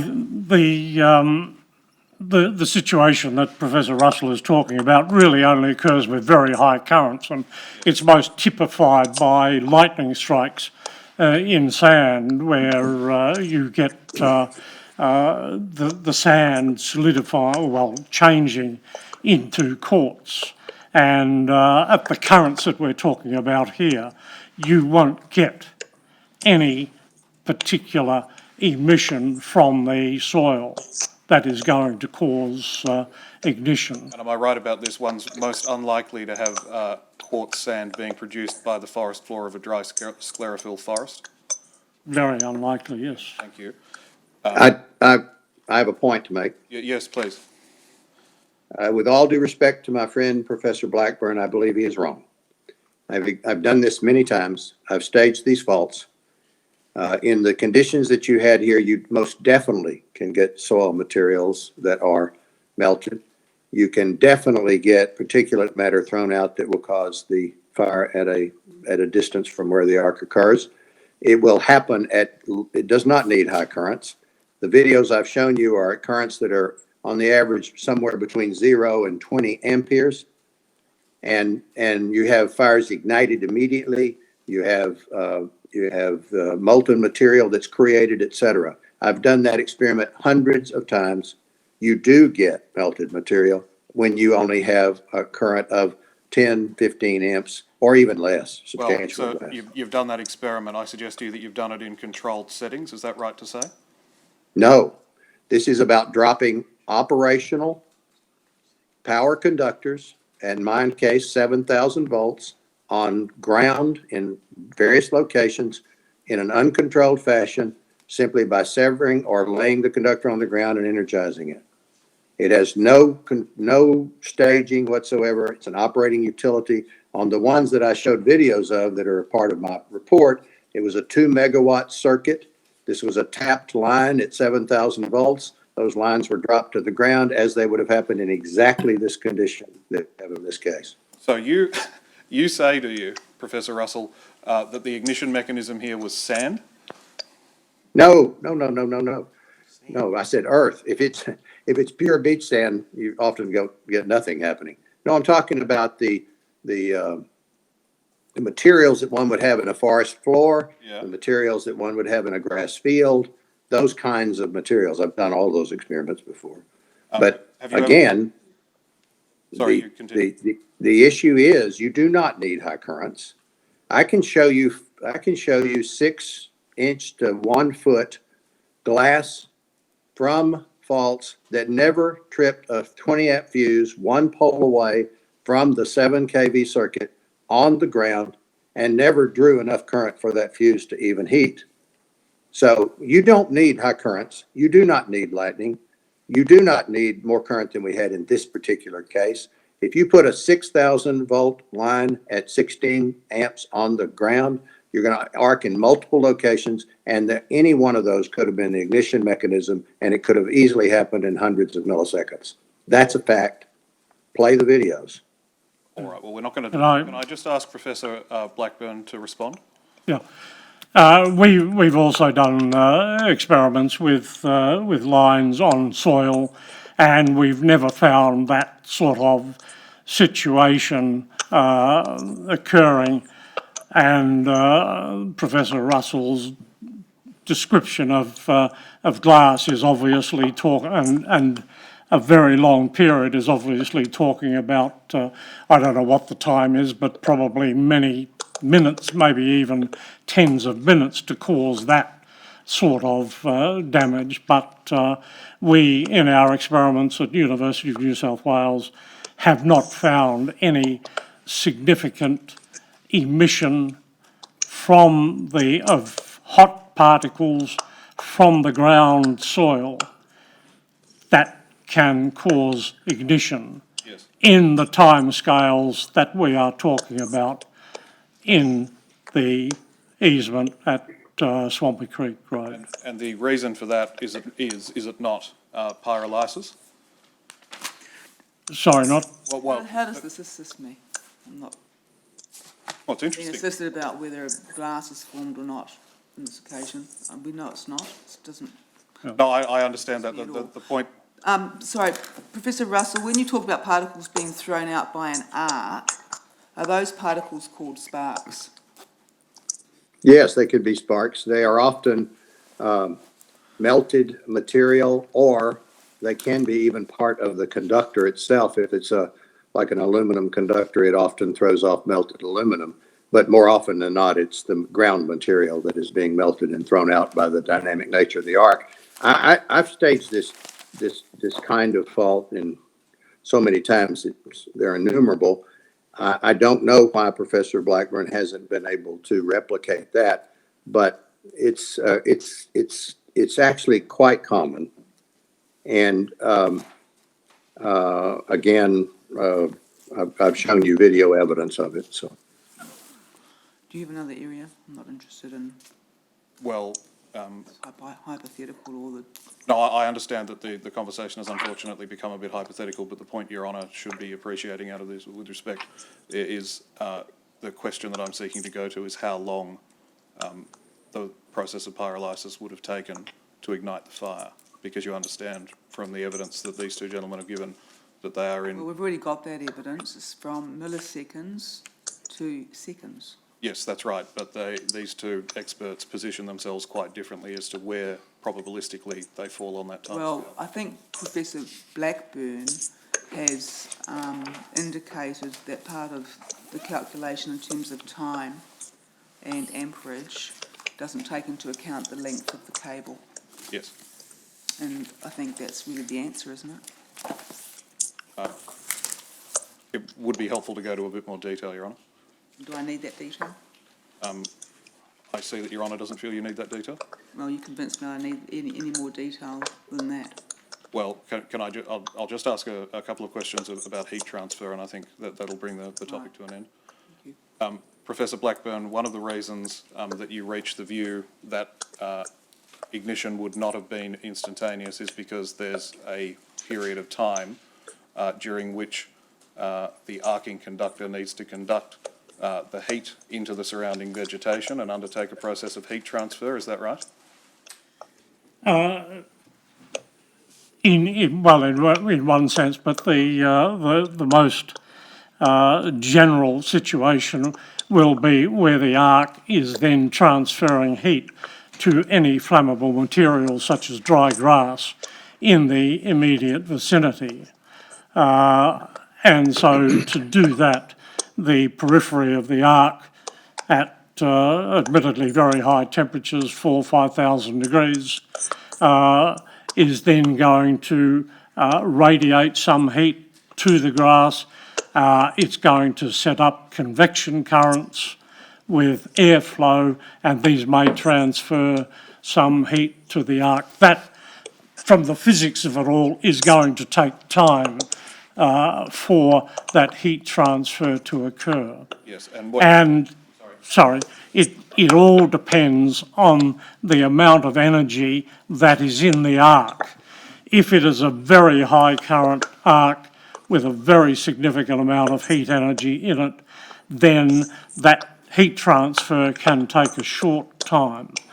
But in this particular case, where we have, as Professor Russell says, many, many arcs along that supposed 40 metres of arc, we've got 16 amps, say, and we might have 50 or 60 arcs along that period, along that length.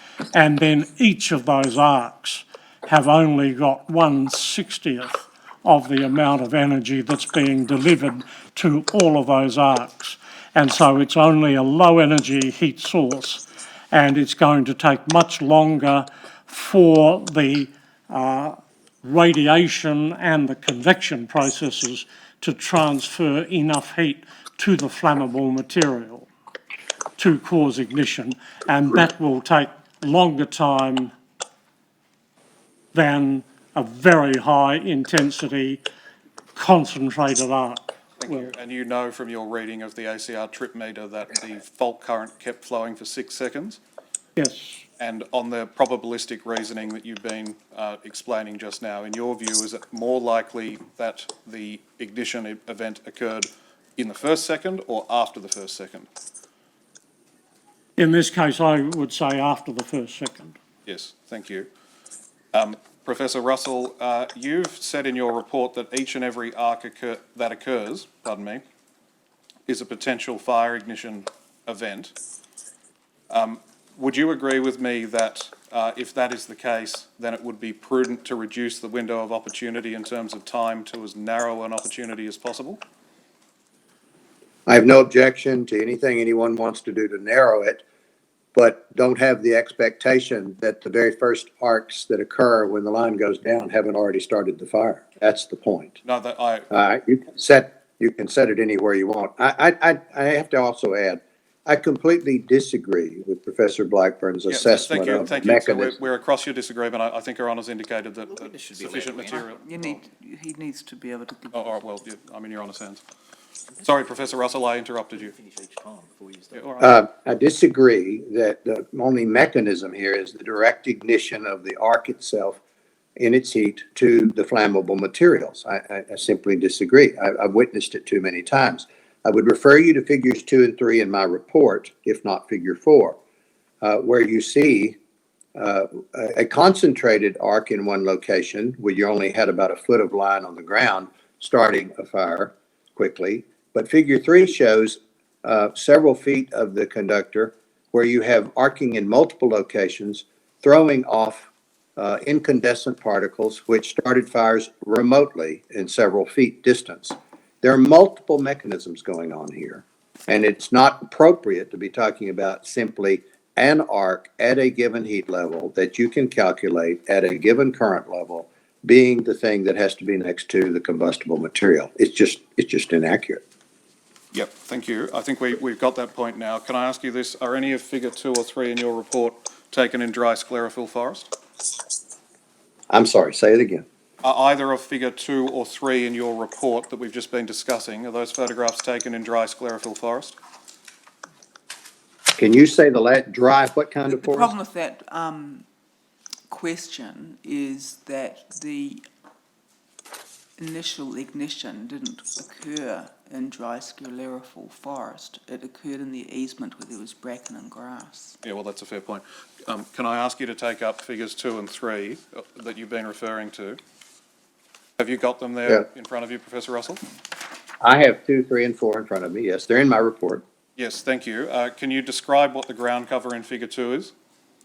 Figure 2 is grassy area Yep, thank you. underneath the lines where the line was dropped to the grass. Yeah, and can you describe what the ground cover in figure 3 is?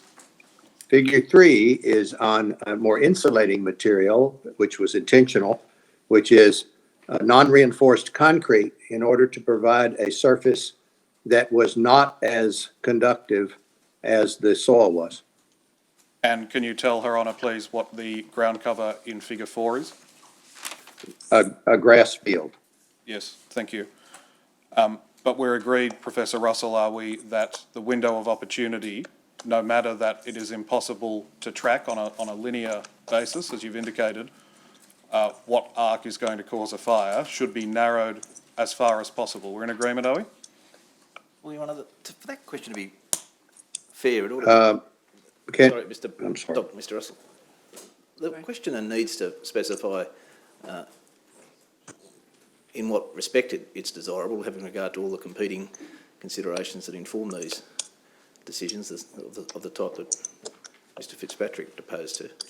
So if the question is directed to only the desired result of preventing arcing in the shortest possible time, then it should be put in those terms. Yes. Professor, you've spoken about a balance to be struck in relation to protection settings. Do you recall that? I have. Yes, thank you. A number of factors went into that balancing act that you identified for Our Honour. One of them was false positives, putting people, as I think you said, in the dark. Correct. Another one was reliability, That's true. reliability of the power supply. Well, it's Yes. the same thing, people in the dark. Oh, no, false positives. Those are directly related. Yes, I understand that. What are the other factors that go into the balancing act, Professor Russell? The primary ones are the one you mentioned, which is the faster you trip on the lower current settings, the more prevalent you will have what we call nuisance tripping or false positives.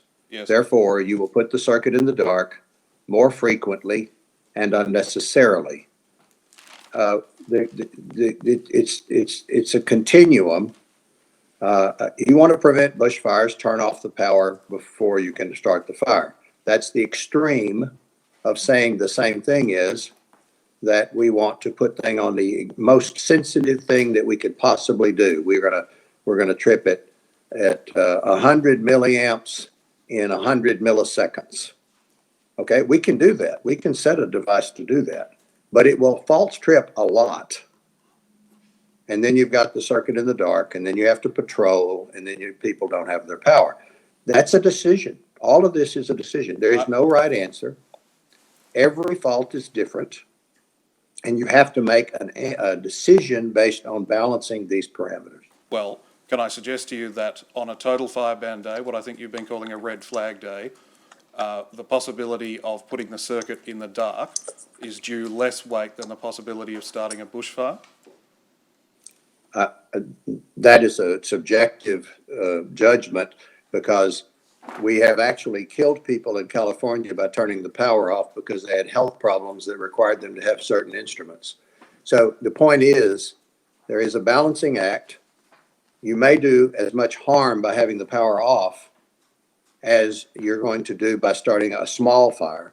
If you say, I'm going to start a very large, out of control wildfire, probably nobody would argue that you shouldn't have turned the power off. Problem is, we don't have a crystal ball to know when that's going to happen. Well, you know though, don't you, that down conductors arcing have caused many deaths? Down conductors have started fires. They're not the most prevalent cause of fires, but they have started fires, and they do sometimes cause deaths. There's no question. They do, and a down conductor caused the Camp Creek Road fire in California in 2018.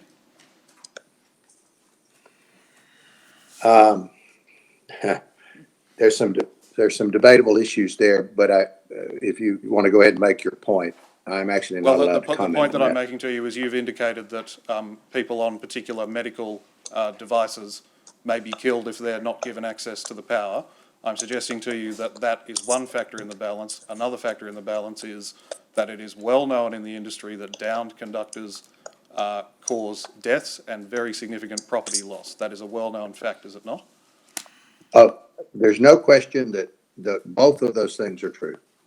And so looking forward, as one must when planning, do you accept that it would be more prudent than not to narrow the window during which a bushfire could be ignited by a down conductor by bringing the fault curve down to 1 second rather than 6 seconds as we saw on the fire day here? Why not do a half second? What about a quarter of a second? Well, you heard Professor Blackburn say before that the minimum setting that's achievable on this ACR is 1 second. Why is that not the prudent setting?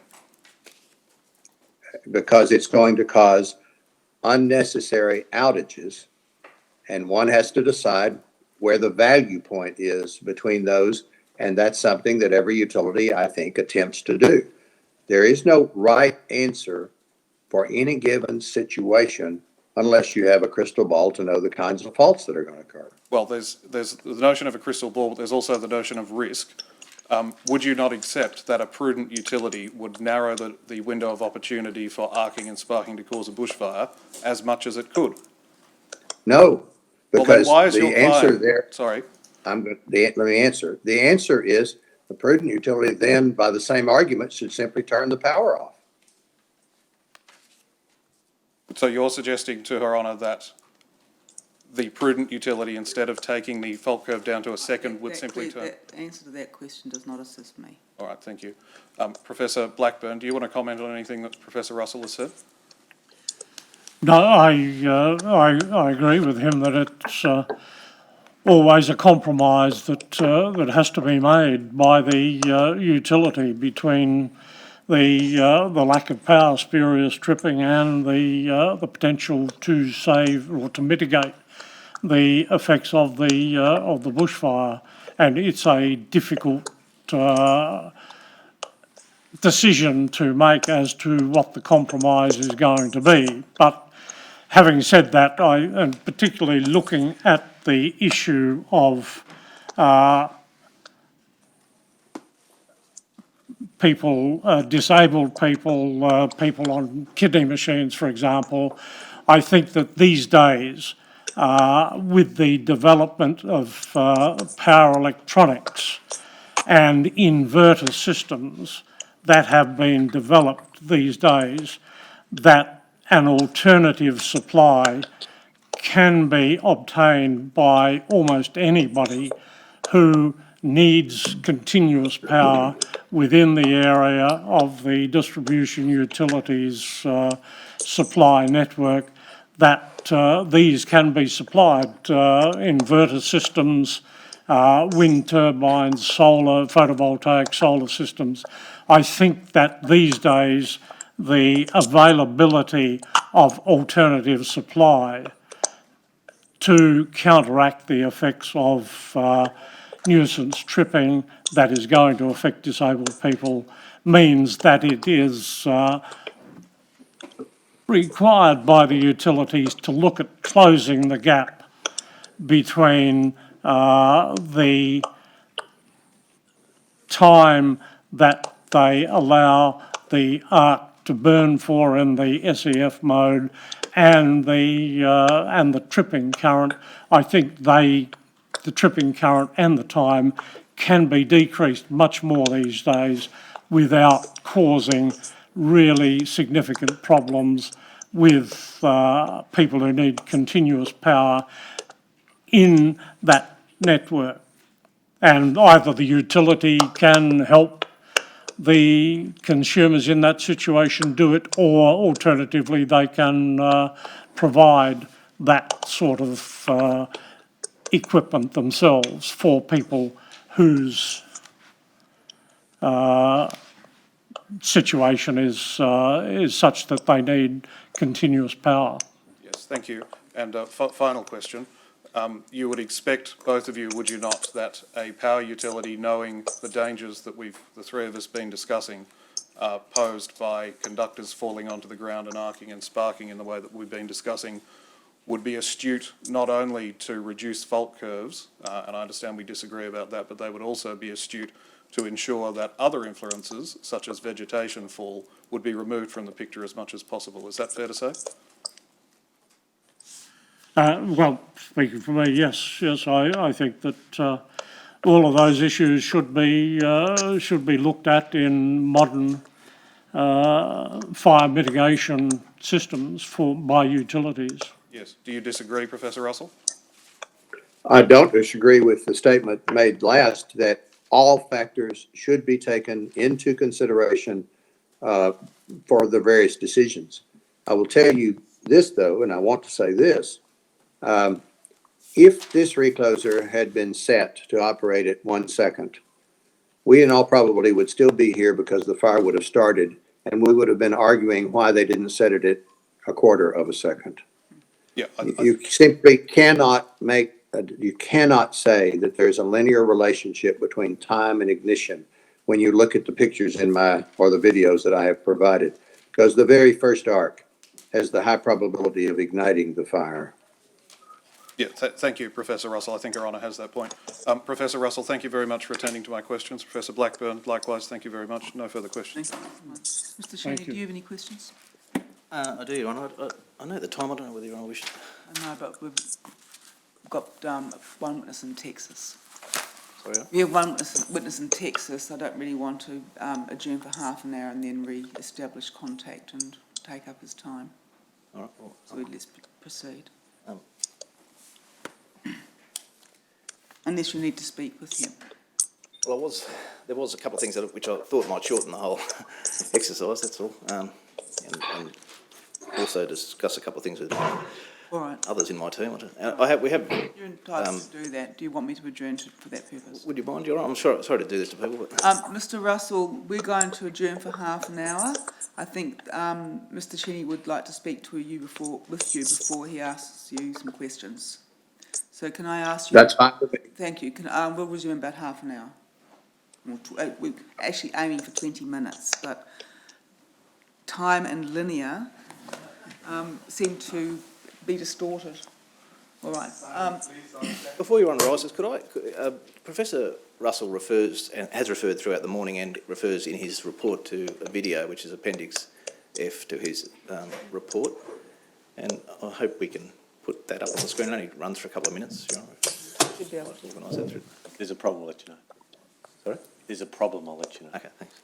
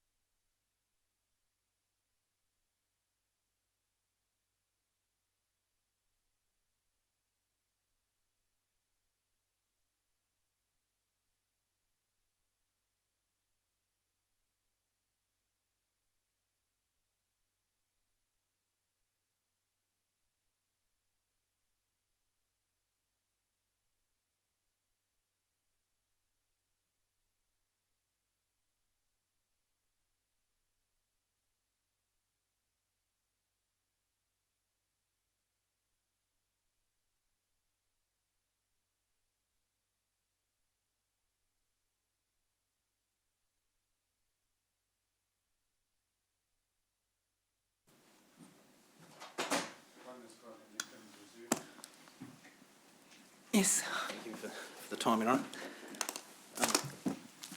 Dr Russell, can you see me?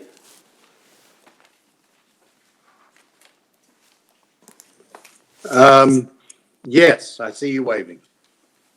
Am I facing you or facing away from you? You're facing me?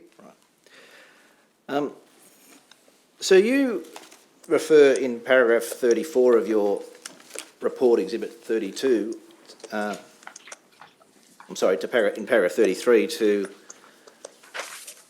the video attached as appendix 6. Yes. Is that, or are the videos comprising appendix 6 the videos to which you were referring earlier in your oral evidence? Yes. Is it possible to play appendix 6, the second video?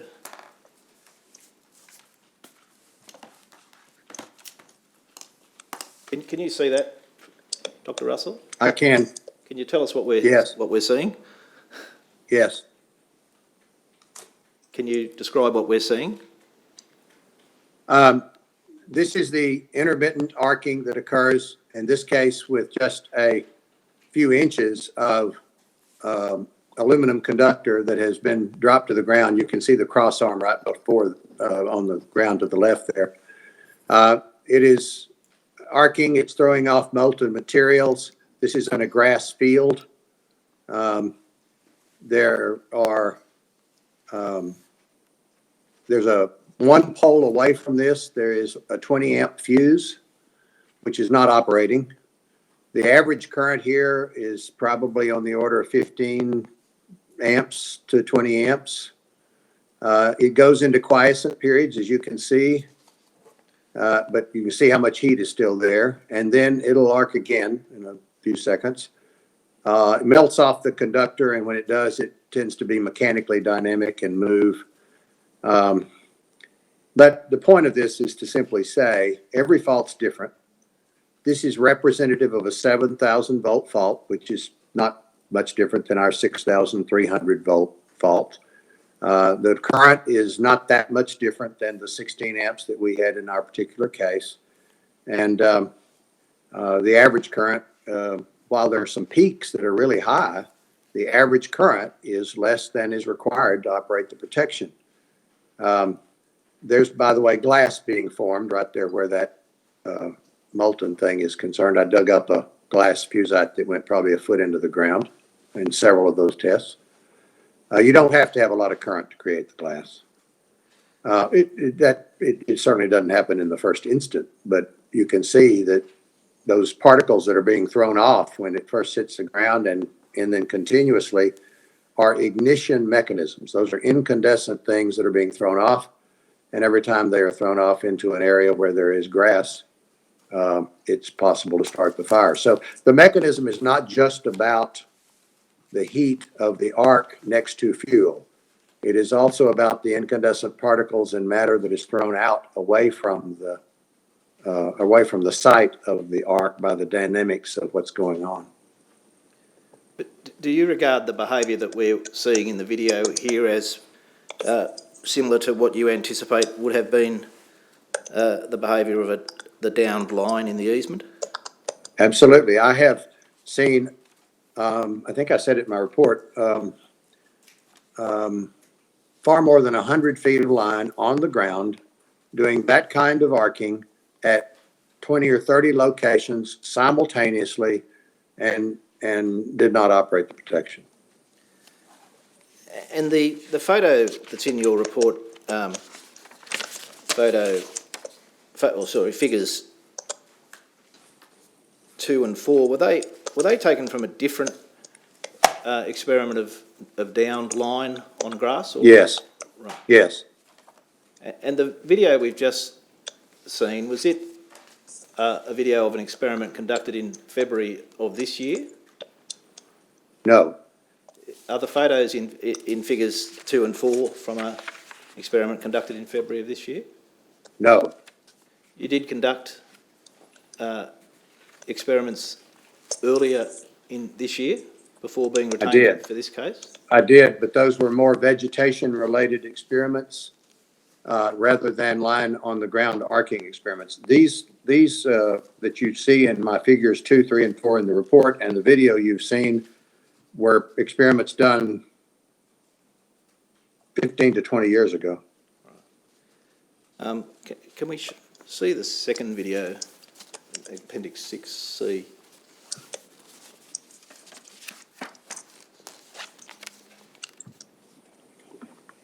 Sorry.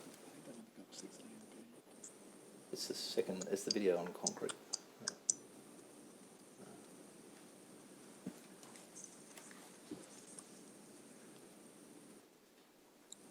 Can you? This is an example of a line that has more conductor on the ground than the one that was previous, which was a point of the conductor by just chance. You see the length there is maybe 18 inches long on the concrete. You see the multiple arcing locations. You see the materials being thrown off, and you actually see the fire starting in the foreground, and it's also starting on the other side from those particles. It's not about the arc itself that's igniting the grass. It is the particles being emitted from the arc site that is igniting the grass. Same was true from the previous video as well, by the way. But what's the source of the particles here, sir, on the concrete example? In this particular case, they are the melted sand material in the concrete. Concrete's, as you know, mostly sand. It's melting, it's throwing it off. It does the same thing on earth, but the reason I did the concrete experiments is concrete is more resistive than the earth is. The fault current here is less than the fault current you saw in the previous videos. This is not reinforced concrete, so it's an insulating type material, but it still is very active, as you can see. And those particles that are being thrown off there are just, well, you can see the fire started. Yes. Professor Blackburn, did you have the advantage of seeing those videos when you read Professor Russell's report? Not when I read his report. I have seen the videos a number of times before. And Within the last 3 or 4 years, Professor Russell and I have had, we've been associated in a number of bushfires, and so I've seen the videos in those cases. But do you accept that what we saw in the first video, that is of the downed conductor line on grass, that the behaviour there seen is typical of what we would expect to have seen in the easement? Well, I'm not sure that it is. It was, as Professor Russell said, it's just a point on the ground, whereas in this case we're talking about 40 metres of live conductor on the ground, and so whereas you've got a concentrated arc here, you would have had a number of moving arcs in the other case, and so I don't really believe that it's entirely representative of what you would have seen when line 2 fell down between poles C and D. But you do agree, do you not, Professor Blackburn, with the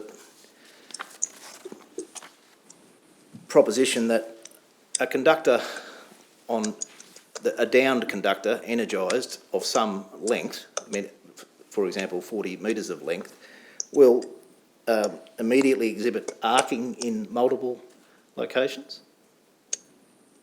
It depends what the material is that it's laying on, whether it's sand or loam type soil or clay.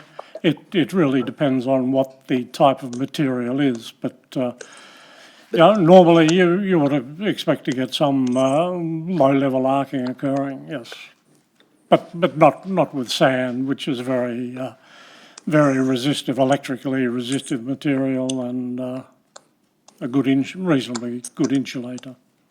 But the material that existed, as you understand it, in the easement below the power lines, onto which the power lines were fell, you would expect, would you not, in some 40 lineal metres of energised conductor, that there would be arcing, as Dr. Russell describes it, all the way along its length at various points. Well, I've never really been given any information as to what the ground material is between poles C and D, and so I really can't comment on that. aspect. May I comment? May I Just comment? hang on. And so I can't really comment on that aspect of it. Well, it sounds like Dr Russell does want to comment on that aspect of it. Dr Russell? We really don't need to know the ground material. We had 16 amps, continuous current sufficient to operate the protection device, which means that we could have had instantaneous currents that were 2, 3, 4 times that much, which is what you're seeing in these videos. In some of these videos, you may have a 100 amp spike and still not operate a 20 amp protection. It's so short. But that's an ignition mechanism. The other thing is in figure 4 of my report, that has several feet of conductor on the ground. And you can see the way that arc is sitting there. It's already burned in that picture. It's already burned the area around where the arc is moving around. Everyone's different, admittedly. There's no question. Every arc is different. But in this case, with 16 amps that we had, we know we had to have arcing. There's no other mechanism for the current to get to Earth except that mechanism. I don't deny that there was no arcing there. There was certainly arcing there. It's just that, in my opinion, it was not what we saw on the videos was not symptomatic of what we might have expected with 40 metres of conductor on the ground and with a number of arcs spread along that 40 metres. A number of arcs in parallel, and so sharing the 16 amps of current, and so each of those arcs may have only been a fraction of an amp. It really, My response to the videos is that although they certainly do show arcing with lines on the ground, it's not entirely representative of the situation that we're talking about. Are you saying that the longer the conductor, the smaller the amp of arc? I'm Are sorry? you saying the longer the piece of conductor on the ground, the smaller ampage for the arc? No, what I was saying is that with 40 metres on the ground, you'll have multiple arcs along that 40 metres, and the 16 amps, which is the total current you have available, will then divide, say, into those 50 or 60 arcs. And so each of them will have, well, say 1/50th of 16 amps. that's not correct. I think this is where The you... reason it's not is because these arcs are not necessarily simultaneous. They are instantaneously different. They do not sit there at 40 places in 40 meters all at once at the same time adding up. They are tens of milliseconds apart in the way they are acting. Now, visually, you don't see that, but that's what's happening. And so there is no addition to come up with the 16 milliamps that would say that you linearly divide that among all these arcs. At one point in time, you may have one arc at one place. Then you may have 5 arcs in 5 places that are plus or minus 10 milliseconds apart, et cetera, et cetera. It's simply incorrect to argue that you can say, I'm going to take the number of arcs, divide into the current, and that's how many each of them has. More importantly, if you look at the one on the concrete, which is easier to see than the earth, although the same things are happening, you see that you had there about 2-3 feet of conductor, and you see how it's arcing in a visual context simultaneously in multiple places. We still aren't adding up to maybe the 20 amps, but I don't see how it's possible to argue that every one of those isn't an ignition mechanism. Well, but if we have them only lasting for milliseconds, as you're saying, is there enough time? There is no time available for the heat of that arc to transport itself into the flammable material to cause ignition. And I totally disagree because, number one, that's only one of the ignition mechanisms. Look at the material of incandescent particles being thrown off of those arcs. Every one of those incandescent particles, just like if we had conductors clashing in the air throwing off aluminum, represents an ignition mechanism. And that's the way those fires actually started that are on the periphery of that concrete. It was from those melted materials that are incandescent being thrown out. And that happens instantly. But then I think that the difference of the videos and the case in the easement is the length of the line, because we didn't have the concentration of the arc at that one place as in the first video, and so then you did get the emission of those incandescent particles, but with a number, say 40 or 50 arcs spread over 40 metres, you won't get that same sort of thing. We have certainly never seen that in the long lengths of conductors that we've put on the ground in our tests at the University of New South Wales. I have seen it myself in a naturally occurring fault where I had way over 100 feet of line on the ground, arcing in multiple locations, visually simultaneously, although scientifically they're not, any one of which would have been an ignition mechanism, and the protection fuses are not tripping.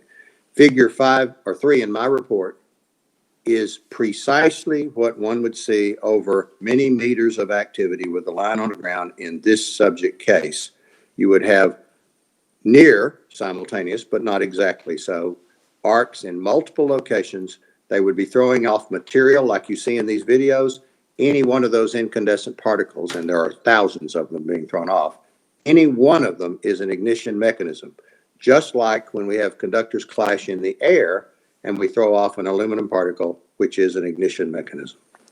Well, Professor Blackburn, can I just nail down this point? Do you accept that arcing would be instantaneous with the landing of the conductor onto the ground surface below? The arc will be generated not instantaneously, because it takes some time for the electrons to cause the ionisation, but certainly within milliseconds or so.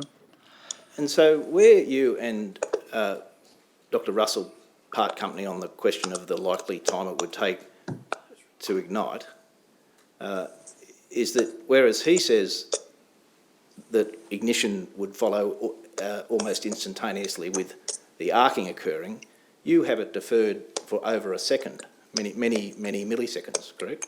Yes. After. Yes. And do we understand that the reason you say it's likely that it would take more than a second for ignition to occur is that you have this view? I'm sorry, are you stopping me there? Well, I think that's not what I'm saying. I'm not saying it will certainly take more than a second to occur. I'm saying it can take more than seconds to occur. And that's really the guts of it, isn't it? You can't say, as you sit here, whether ignition was more likely to have occurred after 1 second than in less than a second. It's just simply, you're not in a position to say, is that right? That's true. It can take as short a time as that, and it can take as long a time as that. But if you shorten the time, then you will cut off, you will mitigate the possibility of ignition to some extent. You won't eliminate the possibility of ignition totally in all cases, but it will reduce the probability of ignition. But you're there speaking of protection matters, correct? Yes, yes. I'm simply dealing with the physics of it, that is, of ignition. Yep. You accept, don't you, that what Dr. Russell describes as the typical experience, namely that ignition will occur almost simultaneously with the arcing occurring when the ground conditions accommodate it?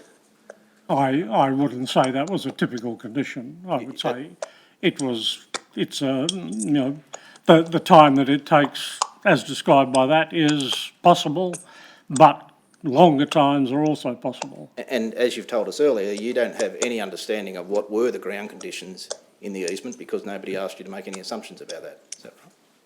That's correct.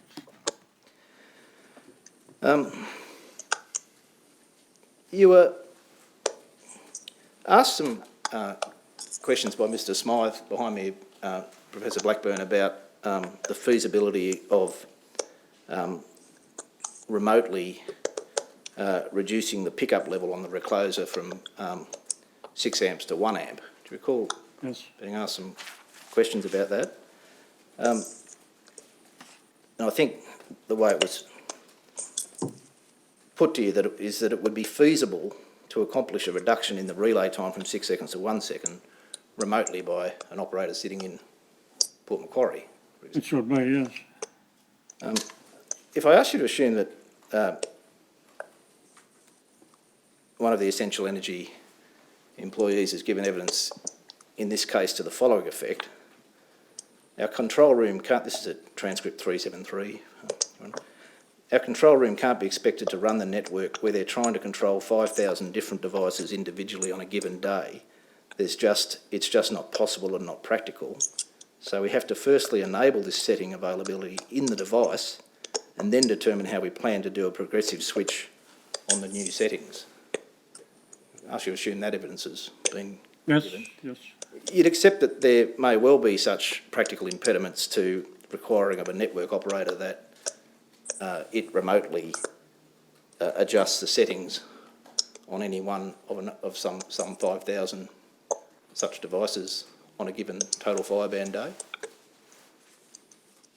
Well, there are certainly not 5,000 devices within a section of the network that's got a total fireband day on it, and so it's a much closer, able to be a much closer focus on those reclosers that are in areas where there is a potential for ignition, and so it's not a matter of doing 5,000 or of monitoring the operator monitoring 5,000 devices in the whole of the essential area network over New South Wales.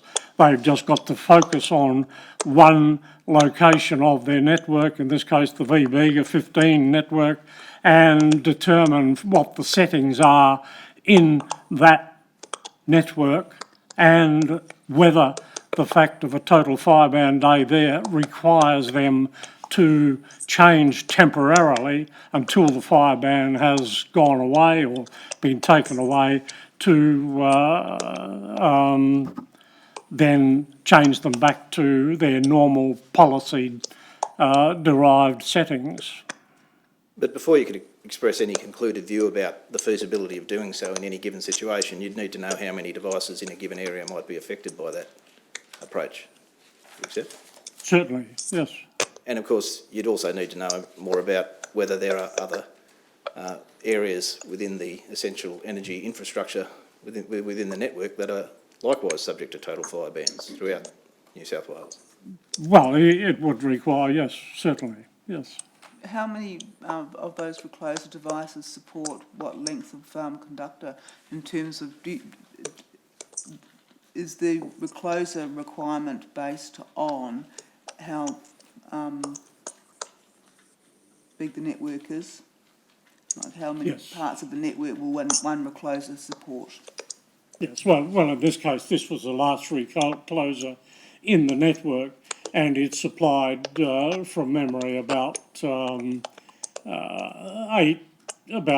spur lines, and so it would be that one which would be the one that would need attention from the operator to determine whether the sensitive earth fault settings needed to be adjusted there. So there might be, what, 100 or 50 in the Bega Valley? Well, it's, I think in any given area on a total fireband day, it would not be hundreds, no.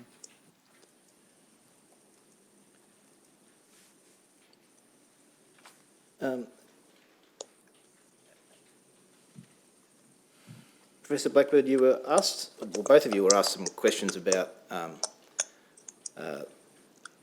the balancing exercise that is necessarily involved here for a network operator between trying to reduce nuisance tripping and trying to protect life and property. Yes. One of the balancing, or one of the things that's got to be weighed in the balancing mix, I suggest, is the risks to the community of the loss of electrical supply to critical infrastructure, Yes. water supply, pumping stations and rail facilities. Yes. There's a risk to basic assets like traffic lights. Yes. There's the problem of vulnerable customers in hospitals, for example. Certainly, yes. And of more immediate concern, the problem of vulnerable customers who, to use your example, are on dialysis at home, Yes. for example. All of these are matters that have got to be weighed in the balancing exercise in determining the appropriate protection settings. You agree? Certainly, yes.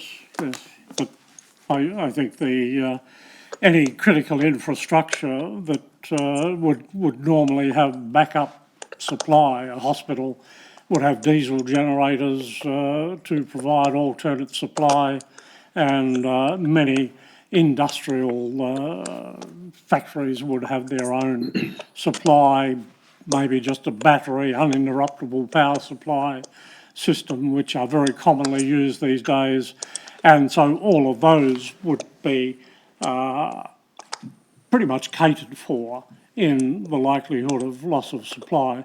And so it really comes down to the ones that you're talking about, maybe disabled people who require continuous supply, and maybe there should be some look given by the utility to try and provide them with some means of continuous supply, whether it's by photovoltaic systems, wind turbines, or battery systems that are becoming very common these days. And so it seems to me that the situation of continuous supply, particularly for disabled people, is becoming a little bit easier for them to withstand loss of supply for a period of time. And so I think in that regard, any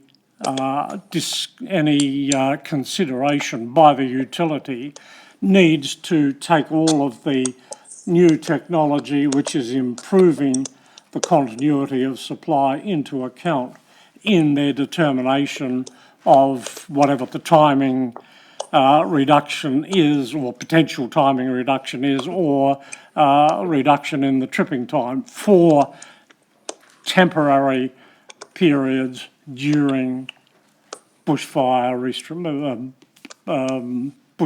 days.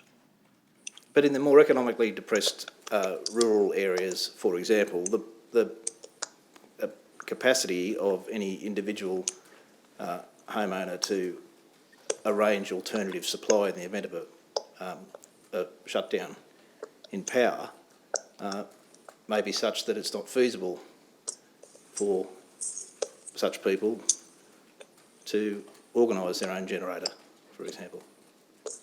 Yeah, I understand there are going to be some problems, but they have to be taken into account in any consideration of a general policy change in the settings of the recloses that are adopted or under consideration for adoption by the utility.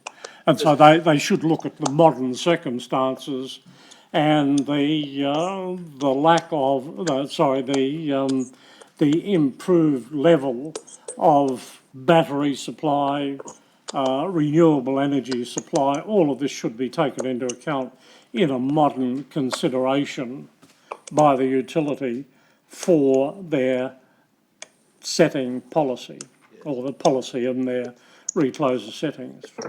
But it would be unthinkable in formulating such a policy to contemplate a situation where a person at home on dialysis, for example, is left without power.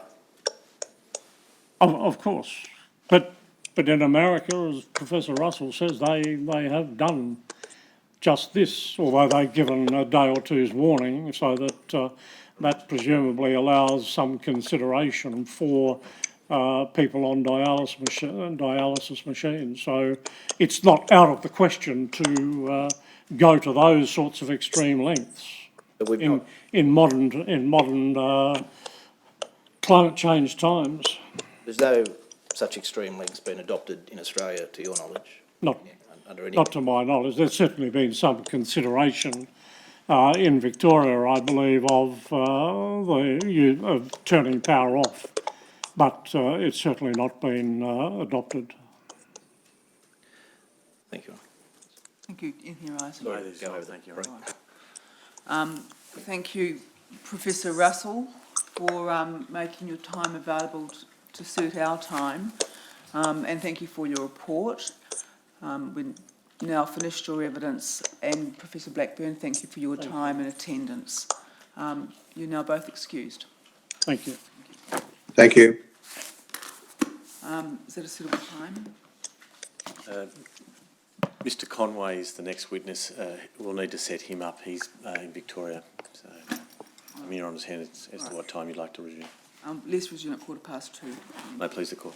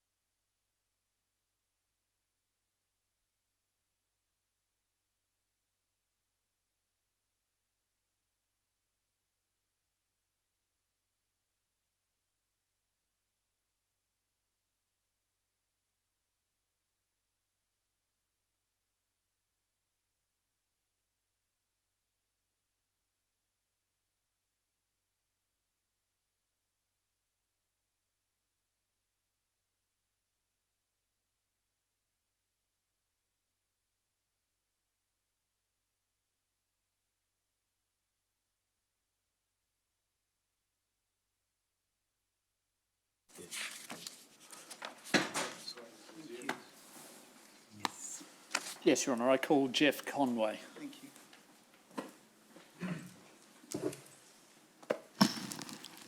Mr. Conway, do you solemnly and sincerely declare and affirm the evidence that you shall give with the truth, the whole truth, and nothing but the truth? If so, please say I do. I do. Thank you. Mr. Conway, have you prepared 2 expert reports for the purposes of this inquiry? The first dated the 24th of June 2020 and the second dated 6 August 2020. That's correct. Your Honour, I tender the second of those reports, that being the report dated 6 August 2020. My instructing solicitor has a copy, perhaps if that might become tab 13A of volume 3A.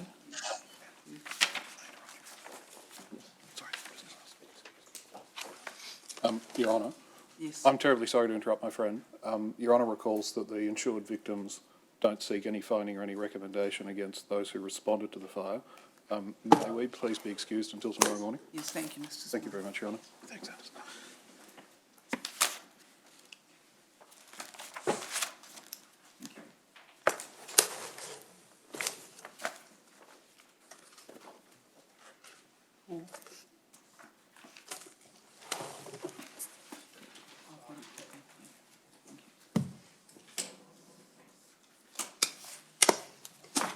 Actually, Paul, I'll have that back, please.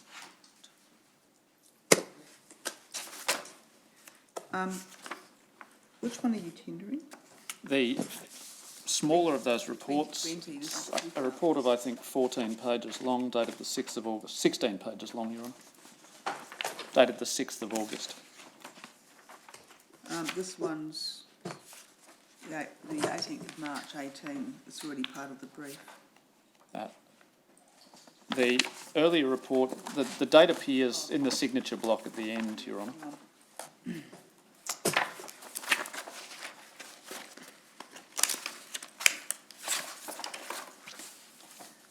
That's 13A. Thank you. Yes. Yes. Mr. Conway, you've held a number of roles in the Country Fire Authority in Victoria for a period of around 25 or more years, is that right? Closer to 40 years now. Yes. And you served as the Deputy Chief Officer between 2007 and 2011? That's correct. And in that time you acted as the Victorian representative on the National Bushfire Warnings Task Force? That's correct. And you were an endorsed Level 3 Incident Controller from 1995 to 2012? That's also correct. Yes. You are the holder of the Australian Fire Service Medal? That's correct. And since about 2011 you have engaged in consultancy services in relation to a number of matters relevant to emergency services responses and in particular fire responses. I have. You've worked on projects including the implementation of the Victorian Government policy in relation to the establishment of Fire Rescue Victoria. That's correct. And you've worked as a special advisor to the Department of Premier and Cabinet in relation to the legislative reform of Victoria's fire services. That's also correct. Yes. Mr. Conway, do you adhere to the views that you have expressed in the 2 written reports that you have provided to this inquiry? I do. I'd like to make one amendment to my supplementary report, if I may. Yes. In relation to paragraph 14, where I draw a conclusion in relation to the preparedness of incident management arrangements at the Fire Control Centre at Biggar, I indicate that based on the information I've been provided, I believe that was appropriate for the forecast conditions. Yes. I'd like to refine that. In further examining Deputy Commissioner Heffernan's third and fourth statements, I've had difficulty identifying at what point Marty Webster actually joined the incident management team. And given that his role was that of planning officer and leading the planning function, this is a particularly important aspect of the role. So my conclusion stands that it was an appropriate level of preparedness, provided that Mr. Webster was in attendance early in the response. I can't identify anywhere in the brief of evidence provided to me at what time he joined the IMT, but his role was important. So if I could add that qualification, please. And if there was to be found, for example, evidence that he did not join at the outset, but at some later point, would that shift your conclusion in that respect? Yes, it would lead me to qualify the conclusion that I've offered. And what qualification would you give the conclusion? That the arrangements that were put in place for standby were appropriate. However, I do believe that it would have been appropriate for the planning officer to be in place prior to the fire commencing. Yes. Now, you've provided some general... Mr. Mickley, could I interrupt for a moment?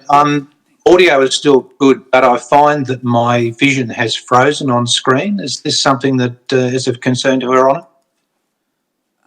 Well, we might be frozen, but you're not frozen, so we might unfreeze as we go along. Let's hope so. Perhaps, Mr. Conway, if you let me know if for some reason you're finding it particularly disconcerting, or if in a few minutes it hasn't unfrozen and we can revisit the question, but for now I would propose to plough ahead. I'm quite okay with that. Excellent. Now, in relation to the incident management team deployment, you're of the view that the pre-deployment of personnel to that incident management team was sufficient and appropriate, is that right? I am, with the qualification. There were a number of people identified to be on standby and available to respond to the Fire Control Centre of Bega on the day, should they be needed. And the information provided by Deputy Commissioner Heffernan indicates an appropriate profile of incident management team capability. My understanding from Deputy Commissioner Heffernan's statement is that there were at least 6 personnel at Bega prior to the fire commencing, including Superintendent Cullen, supporting communications, and fire behaviour analyst David Phil, all of which is appropriate. As I indicated, planning officer capability is also something that's particularly important, and it's unclear to me as to whether Mr. Webster was present at the outset or at some later time. Yes. You provide at paragraph 10 of your statement reference to some evidence in Mr. Heffernan's, or Deputy Commissioner Heffernan's statement regarding a Julian Armstrong from Fire and Rescue New South Wales. Can I indicate to you that Mr. Heffernan has provided evidence that, in fact, Mr. Armstrong was from the Forestry Corporation? Does that have any impact on the views that you've expressed in relation to that IMT capability? No, it doesn't make substantial difference, and I appreciate the clarification there. We do address issues in relation to liaison with Fire Rescue New South Wales later in my supplementary report. Knowing that forestry was represented is a positive in my view. Yes. Is the reason it makes no substantial difference that you have independently deduced that there were no Fire and Rescue New South Wales personnel present at the IMT? That's my understanding, yes. Now, if I could take you to the outset of events, if you accept that the first 000 call in relation to this fire occurred at approximately 12:26 p.m, and that we've received some evidence to indicate that the first RFS officers were on scene at approximately 12:45 p.m, are you able to comment on the adequacy of the response time to the fire? That would seem consistent with what would be expected.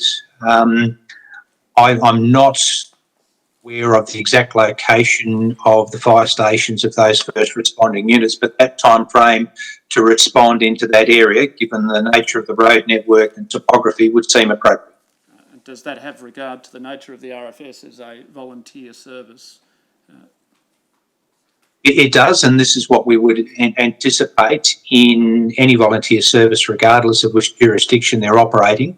There is a time frame in which you would anticipate it would take volunteer firefighters to respond to the station, on their protective clothing and respond to vehicles.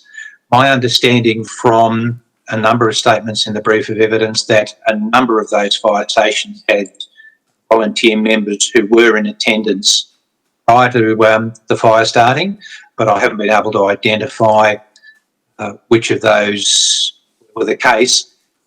Given that, I don't think it would make any substantial difference to the conclusions that I've drawn. I think that the response times that we've seen would be what would be expected in these circumstances. Yes. And having regard to the weather conditions on the day, the topography and the access routes that the officers responding might have had to the fire, have you drawn any conclusions as to whether the fire might have been susceptible to direct attack upon the arrival of those RFS officers? My understanding is that on the arrival of the first appliances, two things would have impacted on first attack: their ability to access the fire, and from the witness statements that I've read, that appeared problematic, and the intensity of the fire. And also from the witness statements that I've read, I get the sense that the fire was burning quite intensely even at that early stage, and direct attack would have been challenging at best at the head of the fire. There are always places on the fire ground where direct attack can be undertaken to secure a fire edge, but the information provided to me in the brief of evidence would suggest that direct attack on the head of the fire, even at that early stage, would be problematic.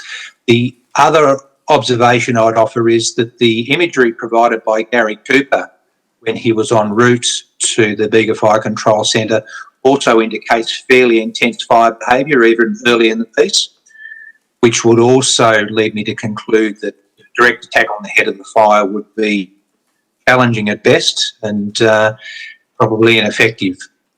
You mentioned the possibility of direct attack on parts of the fire other than the head. Can you expand upon that concept and how that might have been achieved, if it was possible? Indeed. The classic behaviour of a fire in these circumstances is driven by both wind and topography. We understand that in stronger winds, the head of the fire moves fairly quickly and generates spotting.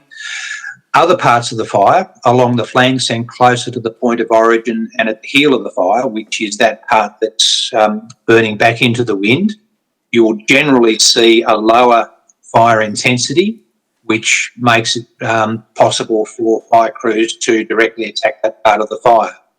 Having said that, firefighters and fireground commanders will often not pursue that in lieu of endeavouring to control the fire head or to protect assets in the path of the fire as being a higher priority.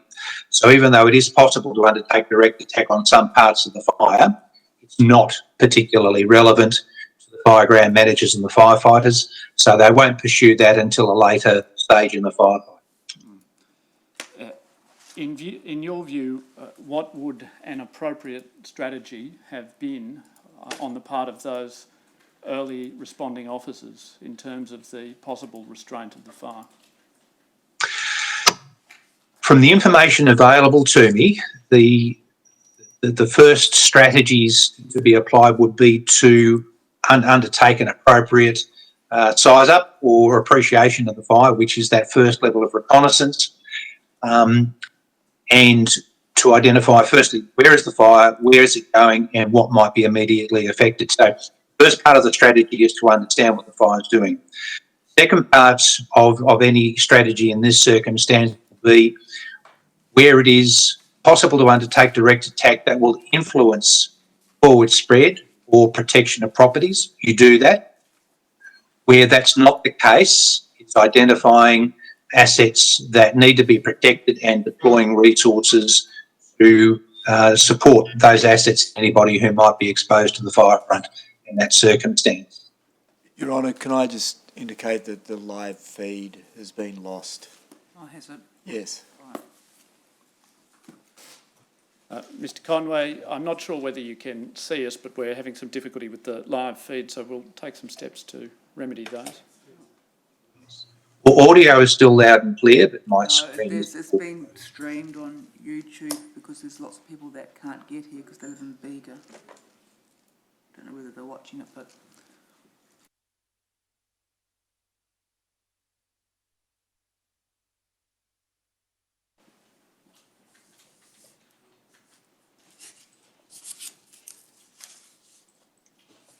Who do you need to call?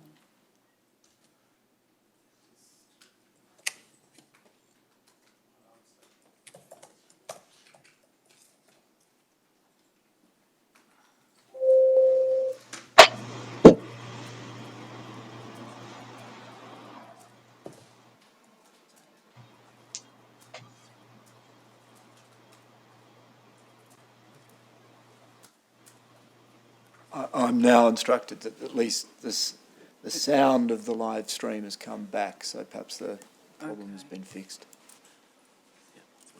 It's back on. Thank you. Right. Thank you, Mr Conway. Can you hear me again? I can hear you loud and clear. Excellent. And so in the circumstances of this case, if you assume that officers attempted to set up a containment line on a trail known as, or a road known as Lillypilly Road to the east of the fire's seat, would that have been an appropriate first step? Possibly. I hesitate to make a definitive statement, not having seen the countryside firsthand and understand the fuel loads and topography. They are critical pieces of information that would determine any decision making about the appropriateness of Lillypilly Road being a containment line. So I think it would be unreasonable to be there. However, it's not uncommon for fire ground commanders to look for opportunities to contain a fire using roadways, and that sort of tactical approach is something that they would add. The other observation I'd share with you here is that no approach to managing the fire ground is contained to any one tactical option. Fire ground commanders will use multiple tactical approaches to different parts of the fire ground and different circumstances, and that the topography, the fuel loads and the fire behaviour vary across the fire ground. So it may well have been appropriate, but I would hesitate to make an observation there without actually have seen in the country firsthand. Yes, and you've made reference there to fuel loads in the area. What impact would an overall fuel hazard have on the capacity of first responding officers to fight a fire? Fuel loads are a critical contribution to fire intensity, which is the key element which determines the effectiveness of any tactical approach to firefighting. The higher the fuel load, the more intense the fire is likely to be, and the less likelihood of a successful tactical containment approach to any firefight. Are you able to... Fuel loads are critical, but they're not the only critical consideration. Topography, weather conditions and the available resources are obviously other considerations. Yes, but just to stay on the subject of fuel loads for a moment, are you able to indicate if, for example, there was an overall fuel hazard level of high in the area surrounding the commencement of the fire, how would that impact on first responders' capacity to address the fire as compared to, for example, an overall fuel hazard level of moderate? Okay. Obviously, it's going to be more difficult to effectively contain and suppress a fire with a higher fuel load. But I would stress that we need to consider the other factors that impact on fire behaviour at the same time. It may well be that you have a very high fuel load on the south-facing slope and a fire backing down at that slope. In that circumstance, even with a high fuel load, you still may have a lower fire intensity. And again, weather conditions are critically important in this circumstance. The hotter and drier the atmosphere, the stronger the winds, the higher the fire intensity is going to be. So in the circumstances on the 18th of March 2018, with very hot weather, very dry air and strong winds, that high fuel load combined with those other factors was going to make any tactical approach applied by the fireground managers challenging at best. Yes. Having regard to those other conditions, would, in your view, a lower fuel load level have made a meaningful difference in the context of this fire in the early stages? Not necessarily, no. We've experienced in recent times in Australia incredibly intense fires, even with very low fuel loads. And research that's been released in more recent times is generating an understanding that soil moisture and consequently fuel moisture are other key determinants in the intensity of any particular fire. So it may well be that the fuel hazard was relatively low, but in extreme weather conditions where the fire fuels are extremely dry, you are still going to get very intense fire behaviour, which makes the tactics applied by any firefighters, again, challenging and, given the wind speeds and temperature on this particular day, problematic. Is the role played by fuel load of greater significance in the earlier stages of a fire as compared to in the later stages of the fire after it has been running for some time? I don't believe that I'm qualified to respond to that. The complexities of fire behaviour in those circumstances can be quite intricate. There are people who've studied this in much greater detail than I who would be better placed to inform Her Honour in relation to that question. Yes, thank you, Mr Conway. Can I ask you a question about the concept of a tactical as compared to a strategic backburn? And firstly, whether you're aware of a difference as between the two types of backburn? I'm concerned about the phrasing that's been used there, Council. Strategic backburning is generally considered to be part of a strategic approach of indirect attack on a fire, where the circumstances are such that it's not possible to undertake any work close to the fire, in which case firefighters will identify a control line some distance from the head of the fire and use that to burn back into the main front. The concept of a tactical back, suspect you're referring to the work an activity on the fire ground that we call burning out, which uses control lines either like established roads or rivers or ones that are constructed by firefighters, and burning out small sections of fuel between that control line and a fire edge, usually on the flanks of a fire. I have concerns about the concept of strategic and tactical backburning. I think backburning or burning out is probably more appropriate set of concepts to use in this case. Yes. We've heard a concept of tactical as opposed to strategic backburn as a form of asset protection as opposed to controlling the fire front. Yes, I understand the point Your Honour's making. I think you will often find that firefighters will undertake small areas of burning around assets as a means of reducing the fuel load around them. Describing that as backburning, I think is problematic because I don't think it fits the definition that most firefighters would apply. It's certainly a means of managing the fuel around an asset to help protect it from the passage of a fire coming through. But I don't believe the phrase backburning is a good fit for this.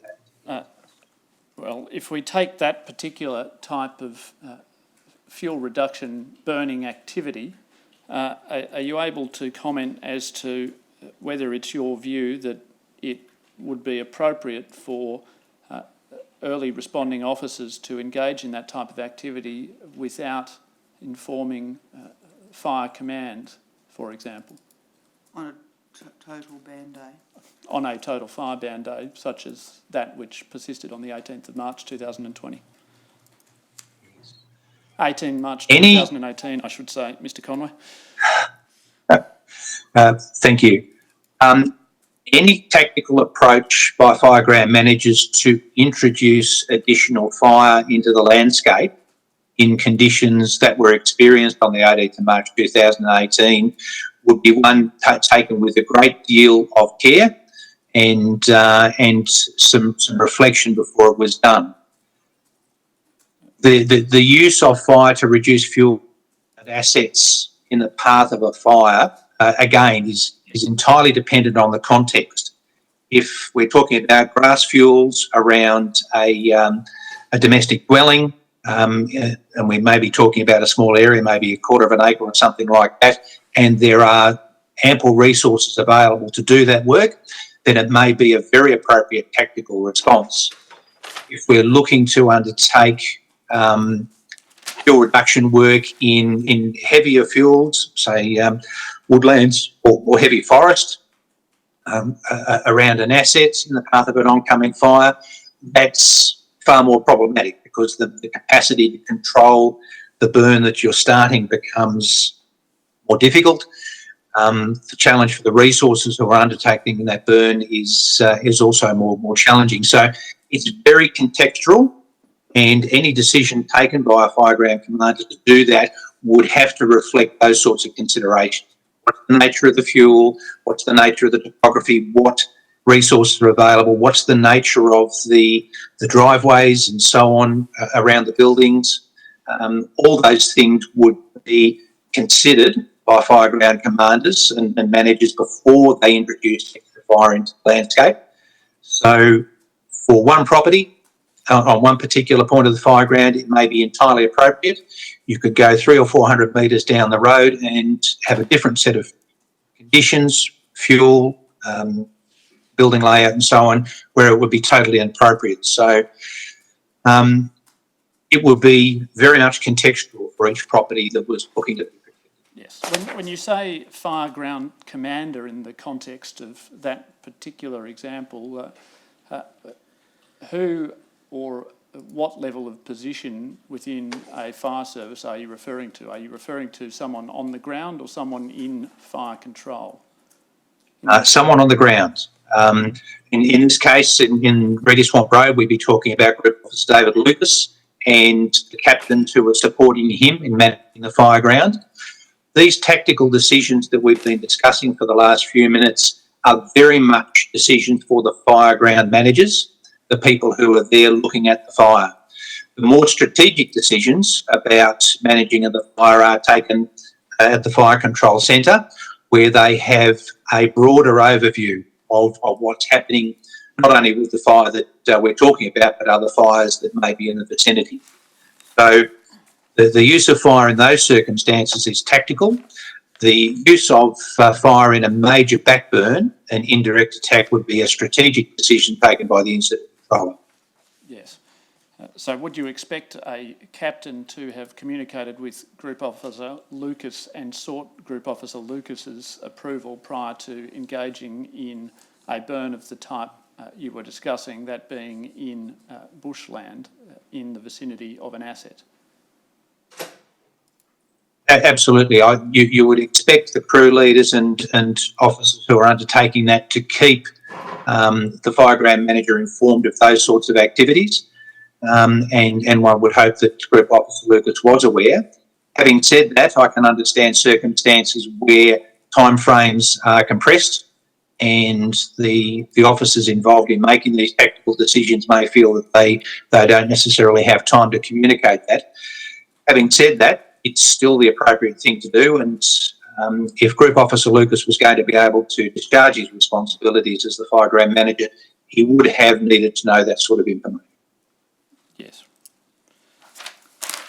Can I take you, Mr. Conway, into the incident management team, as it were?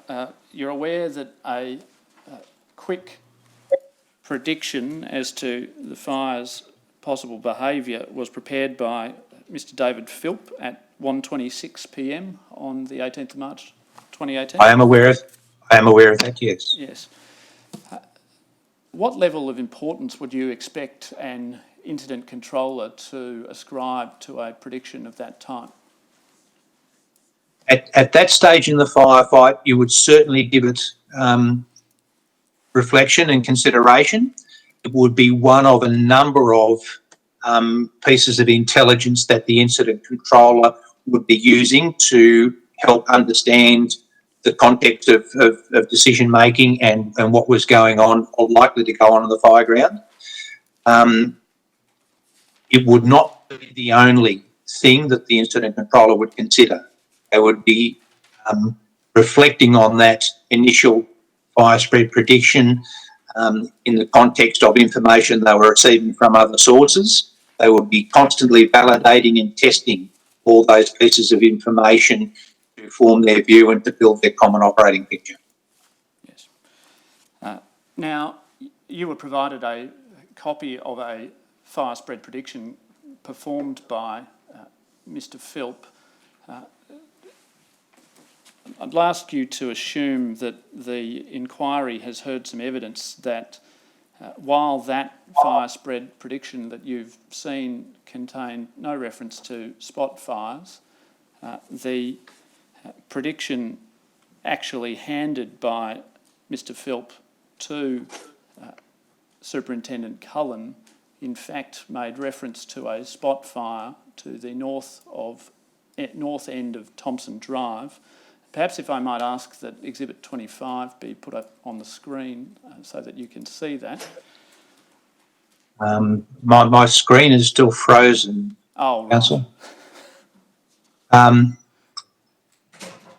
Well, I'm not sure that there's a way that we can remedy that. And unless Mr. Loosely can email it to me, that's the only option I can consider. Right, well, perhaps I'll ask Mr. Loosely to do that. I think that can happen quite quickly, so I might ask you some questions generally about the subject of fire spread predictions. You've indicated that they are one matter that the incident controller would have to consider together with other matters. Predictions are, by their nature, just predictions, are they not, Mr. Conway? That's correct. Fire behaviour analysis and the tools available to fire behaviour analysts have improved markedly over the last 10 years. And they are an incredibly valuable tool for the incident controller and their team to undertake planning. But as we've indicated, it will be one of a number of things that they will consider, and they'll be constantly validating the predictions that are being offered to them with other information they're getting from those people on the fireground, from those people who are in aircraft overseeing the fireground, and from their own understanding of the environment in which the fire is burning. So there are many considerations that an incident controller and their teams would reflect on in determining the particular prediction that they're making. But having said that, they are a critically important intelligence tool. Yes. And having regard to the potential limitations of that critically important intelligence tool, would it be appropriate for an incident controller to adopt a conservative approach to a fire spread prediction? Absolutely. I am and continue to be a strong advocate for the concept of worst case scenario planning. and any incident controller and incident management team would endeavour to reflect on what the worst possible scenario might be from the circumstance they're dealing with and include responses to that in their planning. And in the circumstances that we understand from the 18th of March, including Superintendent Cullen's description of the day, it would have been appropriate to certainly reflect very conservatively on the circumstances they were faced with and the intelligence they were gathering, and assume the worst. And so if, for example, a fire spread prediction did not include an indication that the fire front itself would cross the Bega River, you would have expected that to have been interrogated closely and not relied on too heavily. You would certainly expect, in particular, a planning officer or a situation officer in an incident management team to look at those fire spread predictions and have a conversation with the analyst about potential for further extension of the fire, which reflects back on my observation earlier about the critical role of planning within any incident management team.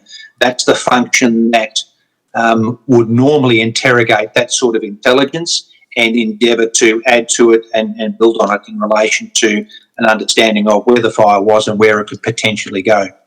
Yes. You've made some reference to the importance of reflecting on the fire spread prediction and engaging in discussion. If you assume that this inquiry has heard some evidence that on provision of the fire spread prediction, that being Mr Philp's prediction, there was a conversation between Superintendent Cullen and Mr Philp that was limited to sometime less than 15 seconds, would that cause you any concern as to whether appropriate consideration was given to that fire spread prediction? It would, with the proviso that if Mr Philp had also been having conversations with other members of the incident management team who were advising the incident controller, then that perhaps changes the context. Any incident controller in a developing circumstance that Superintendent Cullen faced themselves in is very time poor and very fast. And if the only person that Mr Philp could talk to about this was Superintendent Cullen, that 15 seconds was obviously of concern. If Mr Philp was discussing this with someone undertaking the planning function within the IMT, then that changes the context. Might I just add that at this stage, Mr Leesley's email has arrived and I do have Exhibit 25 in front of me. Excellent. So can I ask that you...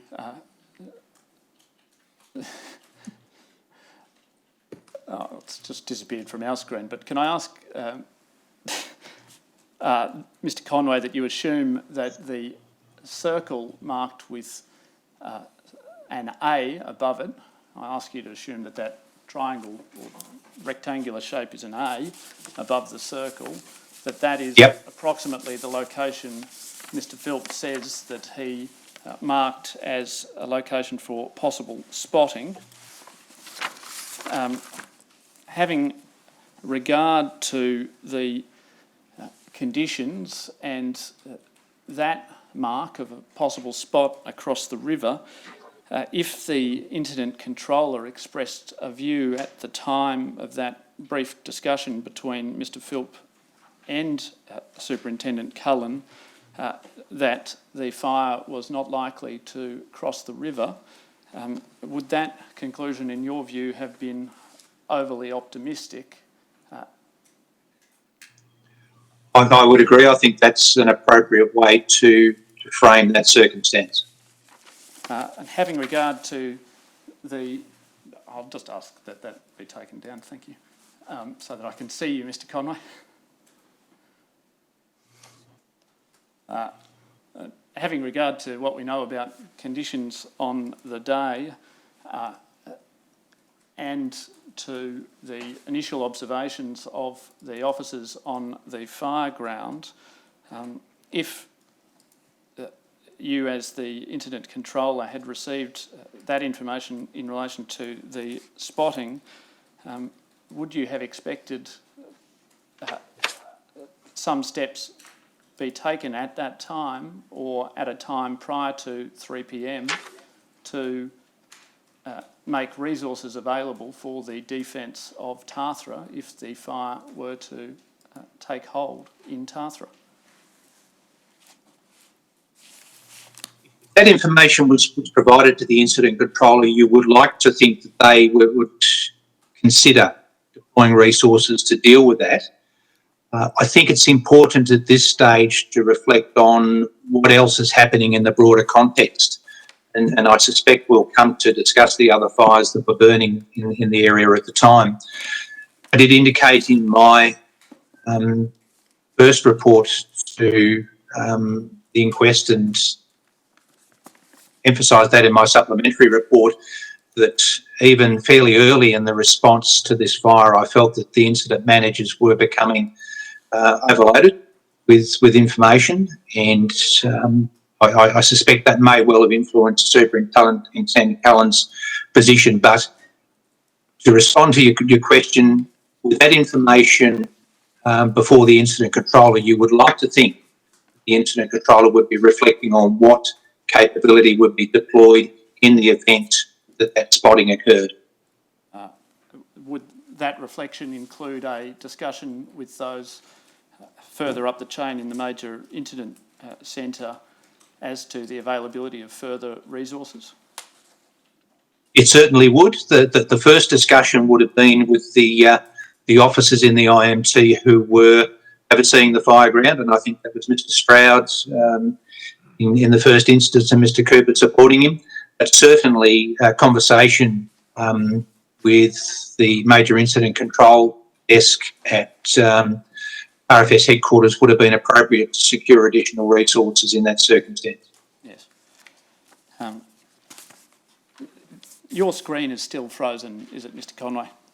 It is indeed. Okay. Well, I might ask that a document be brought up on the screen, but for our benefit, and I'll describe it to you. I don't think there's anything particularly surprising or controversial about the document itself.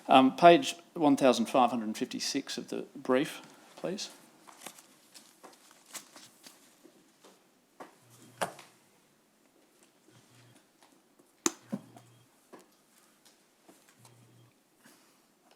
Mr. Conway, I'm just having brought up on the screen a situation report that was issued at 1:27 p.m.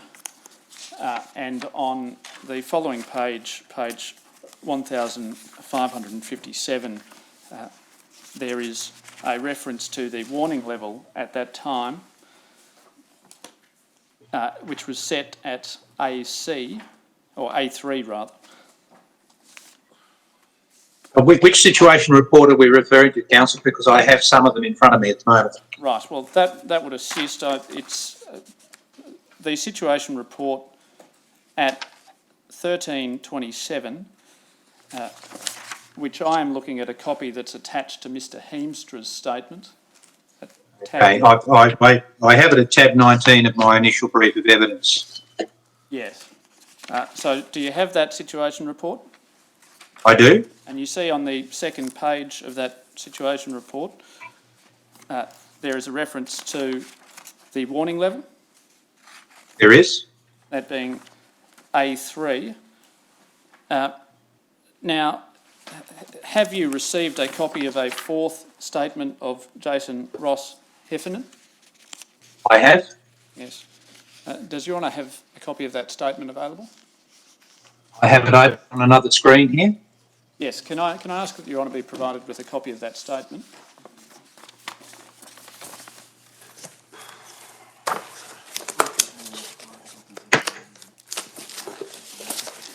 I think we've got some.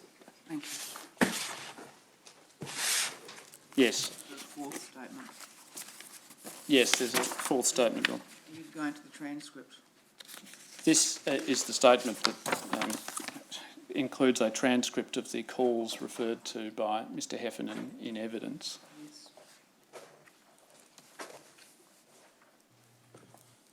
Can I ask that you turn over to page 4 of the document of Annexure A?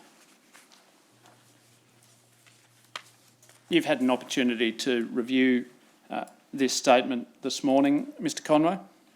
That's correct. Yes. Are you able to make any observations in relation to the discussion between Superintendent Cullen and those at the MIC in relation to the 1255 call regarding the appropriate warning level, and in particular whether it would at that time have been appropriate for the warning level to have been placed at a watch and act level, as was initially suggested, it appears, by Mr. Cullen in that call? Going back to that, making sure I've got the right one. Yes, if you look So at... this is the call between Mr. Cullen, Mr. Clark and Mr. Hall at 12:58? Yes. At 12:55:29? 12:59, 5:29, yes, there's page 4 of the document. I did read through this morning, and I did get the sense that Superintendent Cullen was considering moving to a watch and act warning in the situation reports. And given what we understand of the fire behaviour at the time and the information that was coming back, particularly from Group Officer Lucas, that would seem appropriate for that situation report. If you look over the page, at the second page, well, I'll ask you first to look at what Mr. Cullen says in the 5th row from the bottom. Yep, I've got that. And I'm just going to go with a watch and act there with the way the weather is. We don't know what the buildings are in front of us yet. Correct. Does that appear to you to be appropriate reasoning, given what was known about the fire at that time? It would be, and clearly Superintendent Cullen is concerned about the possible progress of the fire and wanted to reflect that in the warnings. Yes, and if you look over the page on the 4th row from the bottom,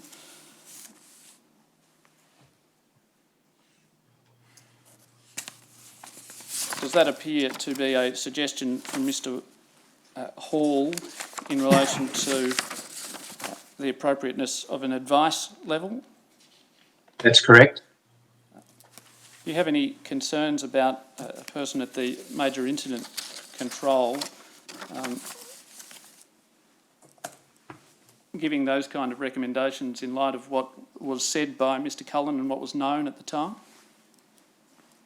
I think it is a concern, but it would be useful to understand the broader contexts in which Mr. Hall came to that conclusion. In my experience, the determination of warnings should be left with the incident controller. And if Superintendent Cullen was looking for a watch and act, it would be appropriate that that level of warning that should go out. What's not clear from the conversation is what additional information Chief Superintendent Hall might have had that would prompt him to make that observation. And consequently, it's a little bit difficult to make a judgment as to the validity or otherwise. It would certainly help Her Honour if she did understand what Mr. Hall's views were in making that observation.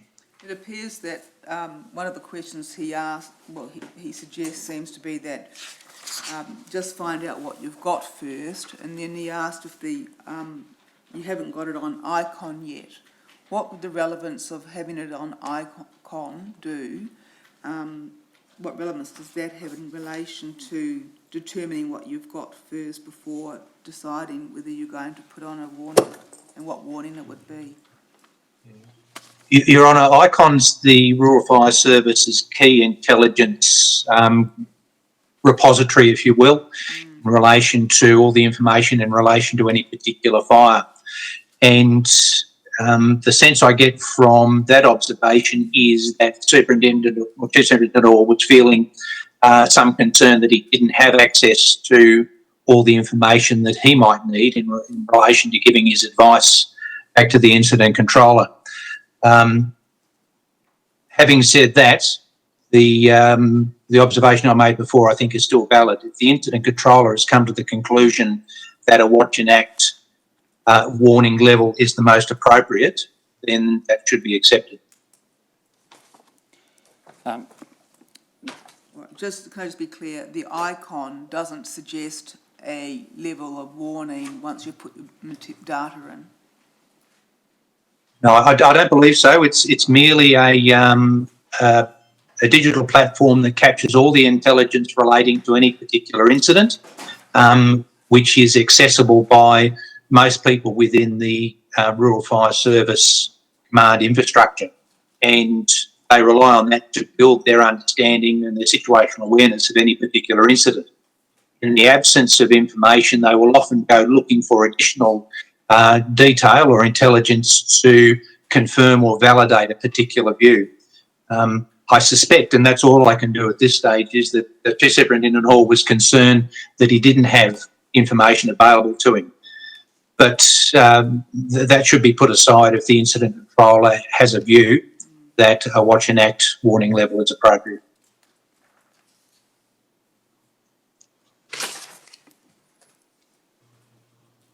Now, Mr. Conway, if at that time or at any time around that time, RFS officers expressed a view that they were confident they could control the fire, would that, in your view, have been an appropriate assessment?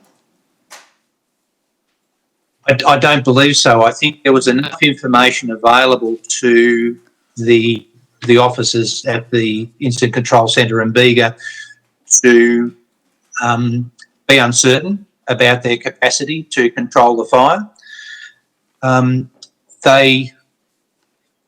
As I said before, the amount of information that's coming to the Incident Control Centre at this stage is quite significant. They're seeing a significant escalation in fire behaviour with the Reedy Swamp fire, and I have had the opportunity to have a brief look at some of the communications logs that were passed to me just before lunch. Quite clearly there was a lot happening, not just with Reedy Swamp, but a number of other fires at this stage. There's nothing in the brief of evidence available to me to suggest that the Reedy Swamp fire would be contained. Group Officer Lucas has already indicated that it had jumped Reedy Swamp Road and that they were under a significant amount of pressure at Lillypilly Road, and we're uncertain about the circumstances for properties on Vimy Ridge Road. So that information was coming back. There was significant amount of radio traffic being logged by the Incident Control Centre at Bega to indicate that those on the fire ground were very busy and struggling with the circumstances. So it would be of concern to me, and I think I've indicated that in my original report, overly optimistic that they would be able to contain this fire in the circumstances that they were confronting, particularly the weather. And this is even before that spike in the weather that we see shortly after 2:30. Yes. And so, having regard to those views in relation to the prospect of containing the fire that you've expressed, if the group captain leading the first responders on the fire ground formed the view at about 2 p.m. that the fire could not be held, that it was not safe for fire crews to be in a location around Vimy Ridge Road near the fire front, and that the residents of Kalaru, Thompsons and Tathra were under threat, and communicated that information to the operations officer, and that being Mr Stroud, and the incident controller, Mr Cullen, what response would you expect that to have elicited? Coming from an officer in the role that Group Officer Lucas was in, that should have been a major flag for the incident management team in relation to potential escalation of this fire and escalation of their response. From my reading of witness statements and so on, the impression I've formed of Group Officer Lucas is that he's an experienced and capable fireground manager. He clearly had a reasonable grasp of the circumstances that he was confronting. And I think that situation report should have raised flags with the IMT. I'd ask you to assume that the inquiry's heard some evidence from Group Officer Lucas regarding a recommendation that he made as to the issue of a warning to residents and the sending of resources to Kalaru, Thompsons and the Tathra area. What response would you have expected such a recommendation to elicit? You would expect that the incident management team would respond promptly to that recommendation. Would that response include the diversion of rural fire service resources to Tathra and Thompsons, for example? That would seem appropriate if that was information they had available to them. Would it also have included communications with Fire and Rescue New South Wales with a view to pre-positioning Fire and Rescue New South Wales resources in Tathra? I'm hesitant to make an observation about specific resourcing. Yes. The resourcing that you pursue during any particular response to a fire will be influenced by a whole range of things, including other fires that are happening in the district. What we've come to understand in fire and emergency management is that in the event that an incident management team needs more resources, they pass that information immediately to those people who have that broader oversight, and in this case, the Major Incident Control Desk, and they become the ones who make a determination as to where the resources need to come from. And I don't doubt for a moment that if that's the case, then Fire and Rescue New South Wales, Parks and Wildlife Service, Forestry Corporation and others would be approached to provide capability. Being specific about any particular agency providing resources is always a little bit problematic if you don't have a broader understanding of what's happening across a region and a district. And as we know, on this particular occasion, there were multiple fires burning. Having a good understanding of resource capability is a massive challenge for an incident management team. Therefore, needs to be on the fire. That broader understanding of resource availability should be held at arm's length from the incident management team, and they're the ones who act on any request for additional resources. Yes. Well, if you assume that the Kerrison's Lane fire was recorded as being in a mop-up phase with nil properties under threat at 2:23 p.m, and that the Frogs Hollow fire, it was recorded in relation to that fire at 2:35 p.m, that the head of the fire isn't spreading any further, and that there was only a slight spread to the north and south, would that have influenced your comments regarding the potential for resources to be redeployed? Yes, and we're talking about something slightly different here. A request for additional resources is one that, as I said before, needs to be escalated. A determination to redeploy resources that are already under your control is a very different circumstance. And certainly the incident management team are in a position to redeploy resources in that circumstance. So if, as indicated, the Kerrison's Road fire was very close to being contained, then it would have been reasonable to redeploy some of those resources. Same case with Frogs Hollow.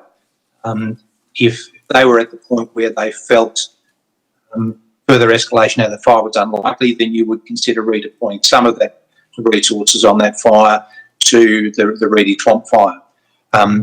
But it is a different context to seeking additional resources over and above what you have deployed. Yes.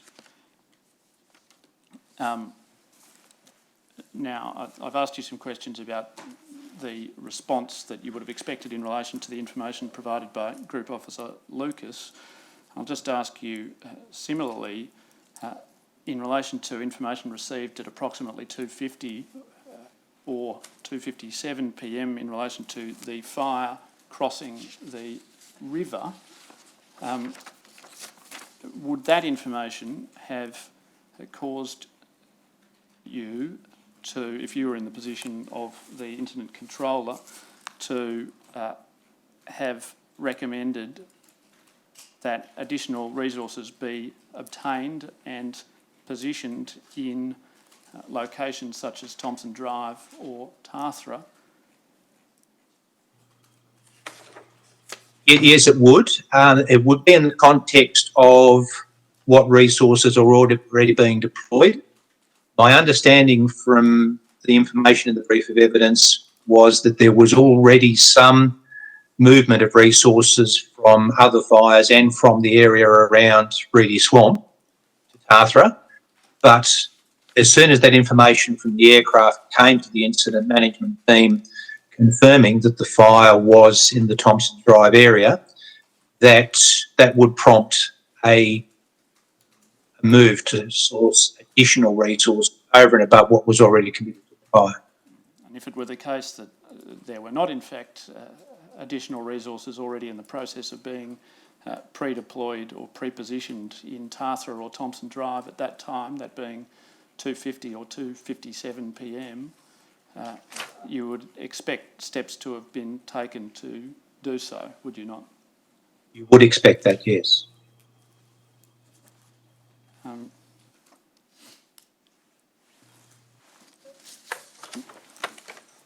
Now,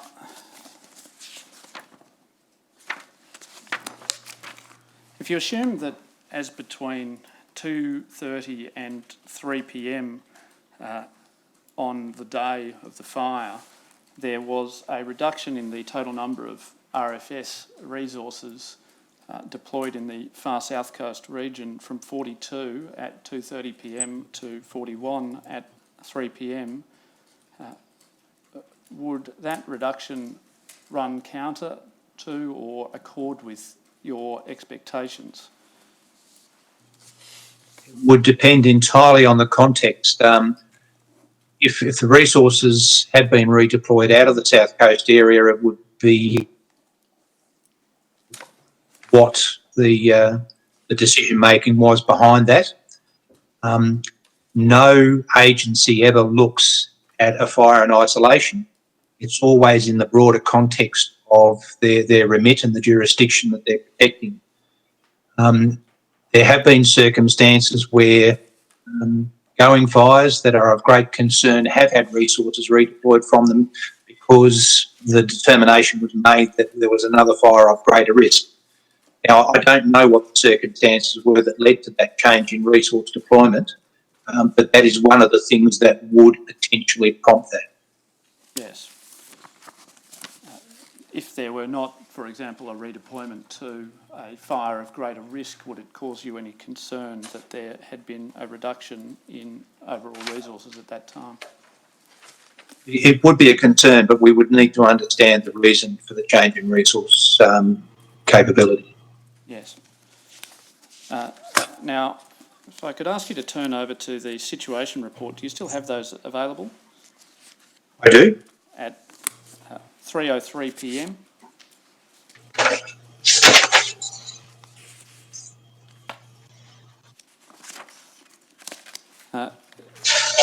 You'll see on the the second page of that, there is a reference to the resources available, 15 RFS, 4 Fire and Rescue New South Wales, and then 5 RFS appliances and 1 Fire and Rescue New South Wales appliance.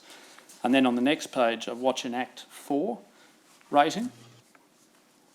Yes, I have that. And then at the bottom of the page, properties along Bega River in the vicinity of Reedy Swamp Road, Lillypilly Road and Vimy Ridge Road might be affected within 2 hours, and the same properties might be affected within 2 to 6 hours. The first question I have is whether, in light of the information that we've discussed regarding the fire crossing the river and the predictions that had been made, a Watch and Act 4 rating was, in your view, appropriate at that time?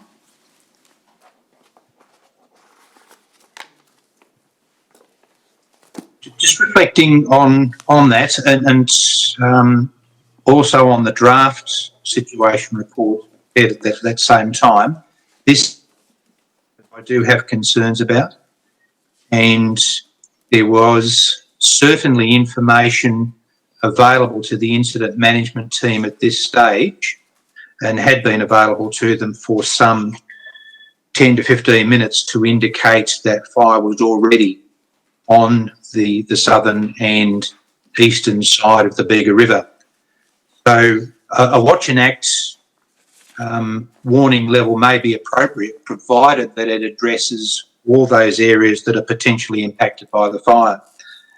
And as I've indicated in my report to the inquiry, I am somewhat concerned that the area around Thompson's and certainly to the west of Tathra had not been included in that warning advice to the community. It seems inconsistent with what the incident management team were aware of at that time. Does your concern in that respect, I withdraw that, Your Honour. Is your concern in that respect confined to a concern in relation to the record keeping, or are you concerned about practical implications in relation to the areas potentially subject to impact? I think there are very practical implications for the people who use these situation reports and these warnings on which to base their decision making.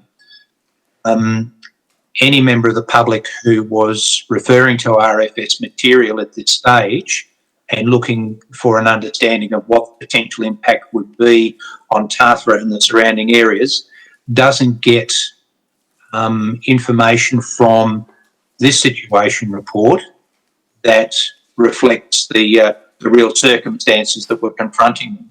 And as a consequence, their capacity to make an informed decision is limited. Now, I do stress that the information provided by RFS through its warnings is only one source of information that any person or member of the public might use in understanding the nature of threat that they're likely to come under or are under at the time. But it's hopefully the credible, reliable voice from the responders as to what's going on. So it is, even though it's not the only source of information that people will reference, it is an important source, and it should, as best we possibly can, reflect the circumstances as we understand them. Yes. Now, if you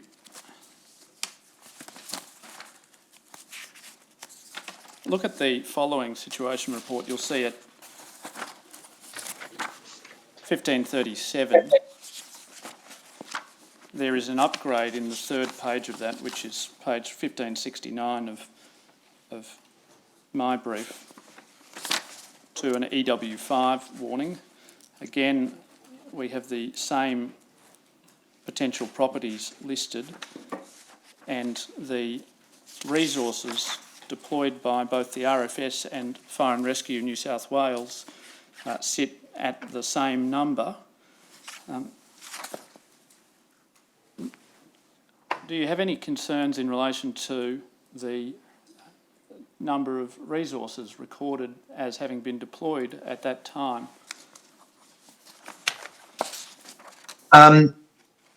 Not particularly in relation to the information in the situation report. My experience over a long period of time has been that situation reports rarely keep up an accurate indication of the resources deployed to the fireground. So anything that would appear in a situation report, I have sadly come to take with a grain of salt. Of greater concern, and I suspect you're taking me there, is we do have an emergency warning within this particular situation report, which is the first time we see an EW5 identified. But the same concerns that I had with the previous situation report apply here. It still relates to Reedy Swamp, Lillipilly Road and Vimy Ridge Road. And at this stage, we are aware from information being provided from the fireground, and particularly from Group Officer Oppleshaw, that fire is already impacting on Tathra. And if I recall correctly, and I don't have it immediately to hand, I understand that one of the aircraft is also suggesting that fire is about to impact on Tathra. So the absence of Tathra and surrounds being referenced in this particular emergency warning raises the same concerns that we were discussing with the previous situation report. Yes. Having regard to the matters you've indicated in relation to what the situation report contains and the information obtained from Mr Ockleshaw and from aircraft, are you able to express a view as to whether, in your view, the situational awareness in the incident management team adequately kept pace with the reality on the ground between about 1:30 p.m. and 4 p.m. on the day of the bushfire? The conclusion I've drawn from material made available to me in the brief of evidence is that the incident management team weren't entirely aware. There may have been individuals within the IMT who had a solid grasp of where the fire was, but collectively, as represented in the witness statements and the other material in the brief of evidence, the sense I get is that the incident management team weren't keeping up with the fire. And it's a little bit colloquial, if you will, Your Honour. Fire incident management teams often talk about how far behind the fire they are, and it's a terminology that we'll often use. And in this sense, I get that the incident management team as a collective were at least potentially half an hour behind the fire in terms of their understanding of what was going on. And again, I'd suggest that's probably a reflection of the sheer volume of information that they're trying to process as the afternoon develops. Yes. Can I ask you to take up that fourth statement of Deputy Commissioner Heffernan again and turn to page 17?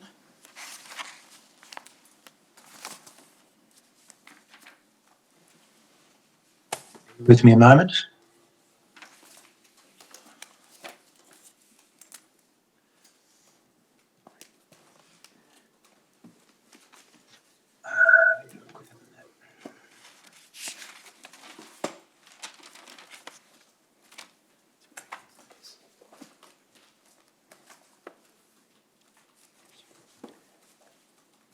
Right, I'm on page 17 now. Yes. Now, if I could ask you to look halfway down the page where it says, Marty, we're just sending crews that side as well, and we're just starting. Stroudy came in and said he's just starting to send some resources into Tathra, Thompson Drive area. And then Ken says, all right. And then Marty says, just because we've left them a little bit vulnerable, sending everyone down to the main fire. I did read that, just bear with me on just sourcing the correct page on my computer that's decided to go very slow just for the moment. It's the 15:10:53 telephone call. What's the page number on the transcript? Page 17. Page 14 on the transcript and 17. Yeah. I have it now, thank you for your tolerance. Yes. Yes, I do recall reading that earlier, and it certainly gives an indication that Webster is starting to understand the nature of what's happening with the fire. Does that suggest to you that the pre-deployment of resources that you indicated might have been occurring at an earlier time was not in fact occurring? It's difficult to make a definitive judgment from the information in the brief of evidence, even with this. Certainly, my understanding was there was some redeployment of capability by Group Officer Lucas, but whether that's anywhere near being into Tathra by this stage is unclear. But certainly, Mr. Webster is demonstrating his understanding, which is what you would expect of the planning officer, of where the fire is and what's going on and what is needed. But you do get the sense, as we mentioned before, that the incident management team are a little bit behind the fire in their response to what's going on. Yes. Mr. Conway, you're familiar with the term a mass spotting event? I am. The inquiry's heard some evidence in relation to the prospect that what was going on in this case was a mass spotting event, and as a consequence of that spotting and the conditions generally, that the fire was spreading and at a rate of about 2 or 3 kilometres an hour. Do those kind of circumstances have any implication for planning in the IMT? They have massive implications. The reality is that planning the response to a fire that is escalating at that speed and having that sort of impact is very challenging. The focus of an incident management team in those circumstances, more often than not, is very reactive, and you become very reliant on your fireground managers to guide you in what's required. So this is where the importance of the role that Group Officer Lucas and Group Officer Oppleshaw were undertaking as those people managing the fireground, and the incident management, in my experience in these circumstances, can endeavour to project some 2 to 3 hours ahead of what's going on, because that's the sort of time frame it takes to move resources. In this situation, what's happening in the next half to 1.5 hours is very much guided by those people on the ground looking at the fire. And you become very reliant on them in terms of setting your strategy and tactical response. So in these circumstances, the options available to Superintendent Cullen and his incident management team in determining any particular strategy are very limited. You're pretty much stuck with what you've got on the fireground and deploying it as best you're able. Given my understanding of time and space in terms of the far south coast, any additional capability that could be deployed into that area is going to be at least an hour and potentially longer away. By that time, the fire has developed significantly from where it was when you made any request for resources. So just to summarise my observation in these circumstances, the capacity to develop any detailed strategy for response is very limited. You very much do everything you can to support your fireground managers in terms of the resources they have and the support and the extra intel that you can give them, and trust that they can deploy the resources as effectively as possible to protect people and assets that may be in the path of the fire. It seems somewhat, it is very reactive and seems somewhat ad hoc. The nature of fire, particularly in these mass spotting events, is such that your ability to predict with confidence where the fire is going to end up and when is very problematic. Yes, quite. If I can just move to the subject of emergency warnings quickly. The first emergency warning was issued at approximately 3:47 or 3:48, and that directed residents of Thompson Drive to take shelter. If you assume that the inquiry has heard some evidence that the first house on Thompson Drive began to be consumed by fire at about 3:10 p.m, does that cause you any concerns in relation to the timing of emergency warnings and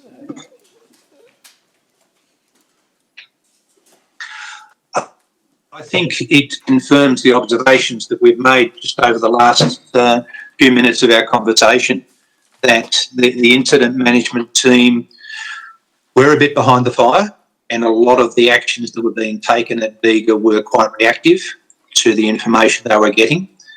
And clearly, for those people who are being impacted by the fire, it's of concern because the information is not as current as we would prefer it to be.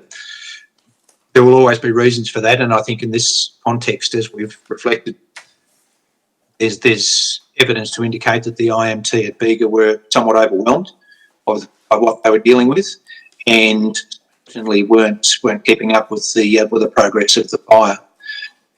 Having said that, they were getting intelligence both from aircraft and from the fireground managers, Group Officer Lucas and Group Officer Ockleshaw, in relation to what was happening.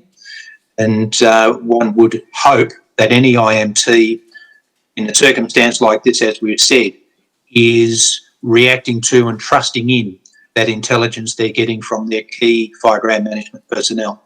Yes. The inquiry's heard some evidence from a captain on the ground in Tathra that he was not given directions in relation to what information he should be providing residents in respect of evacuations. Would you expect fire officers to be provided with such information, or is it something that, in your experience, should be left to police? The whole circumstance around evacuation is somewhat complex. So if you'll bear with me, I'll give you some observations that from my experience in this environment, both as a fireground manager, incident controller, and a person who's reviewed the circumstances.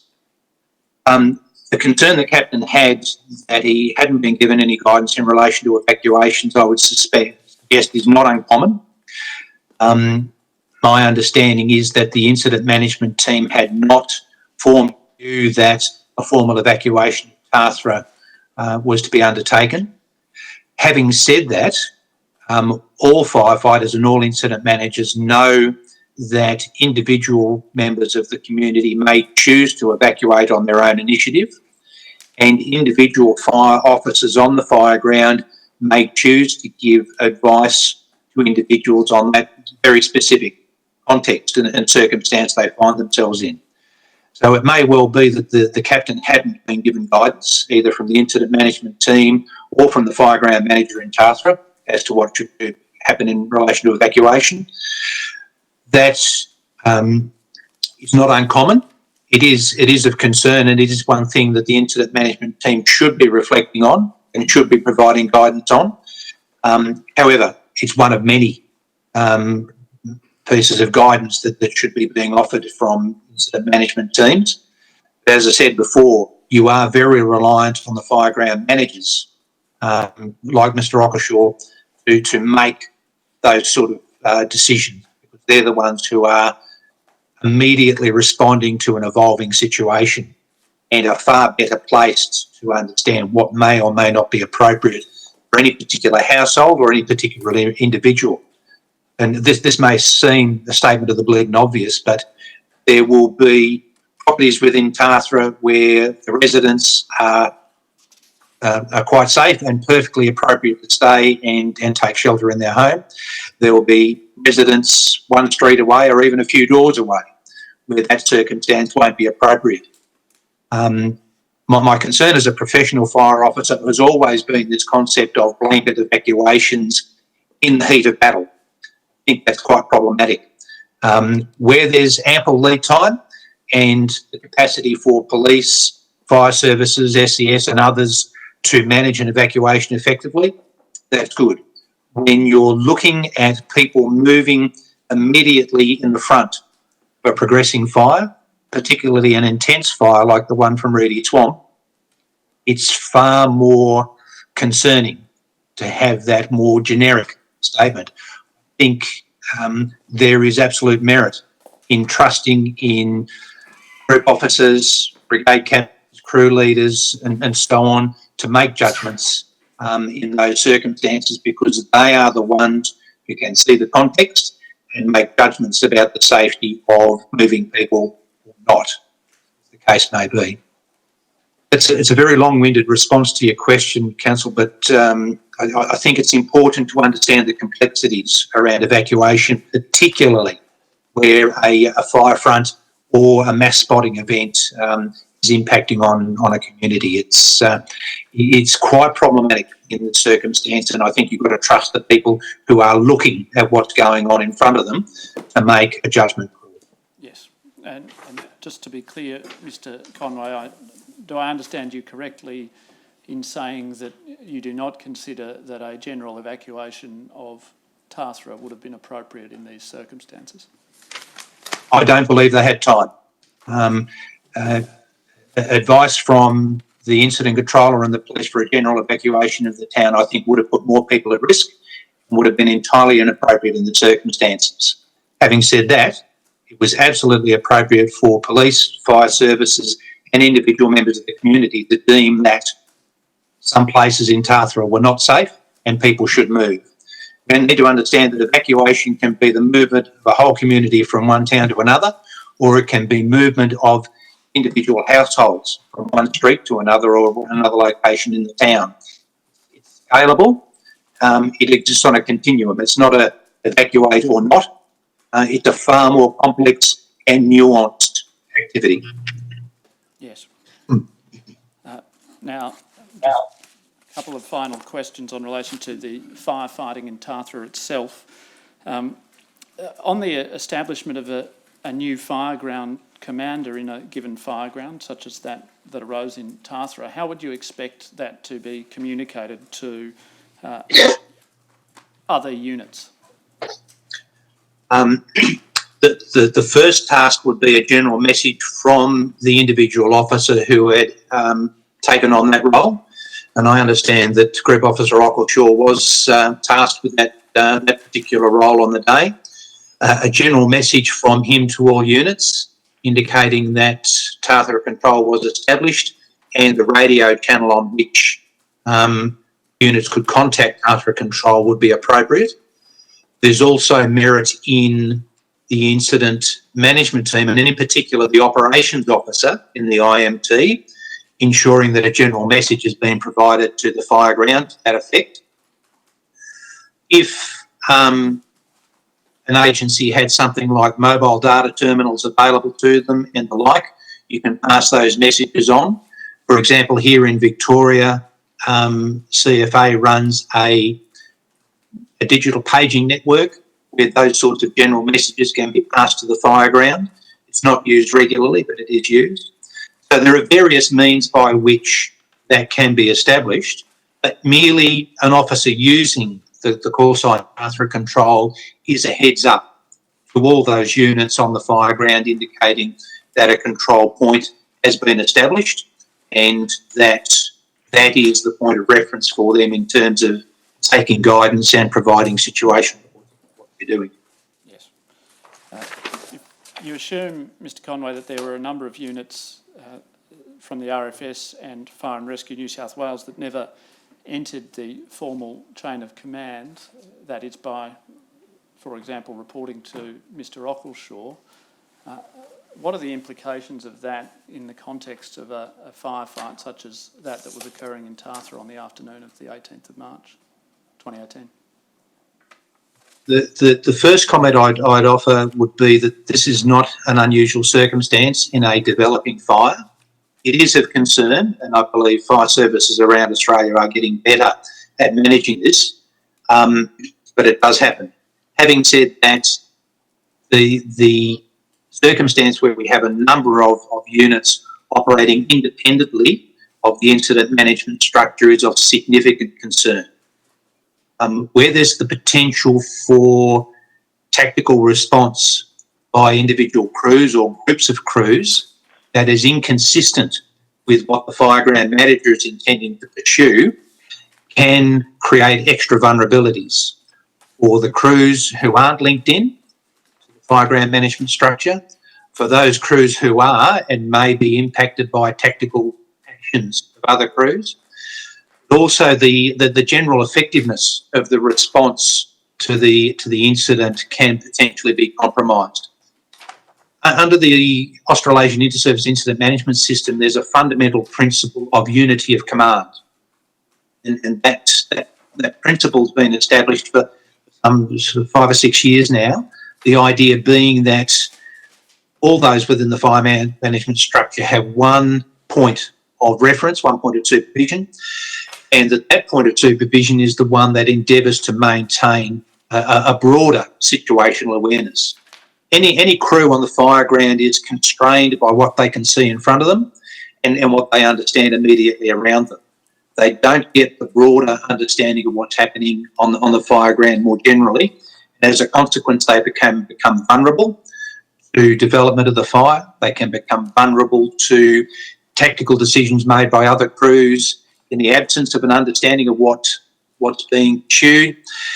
And those people that all these crews are endeavouring to protect are left compromised to a degree because the response of the agencies is less effective than it would otherwise be. So they're the key concerns that come to my mind in this circumstance. When you're dealing with a mass spotting event impacting a town in the way that this fire impacted Tathra, with fires emerging left, right and centre, as it were, is there any better way of managing and allocating resources than directing officers simply to find fire and put it out?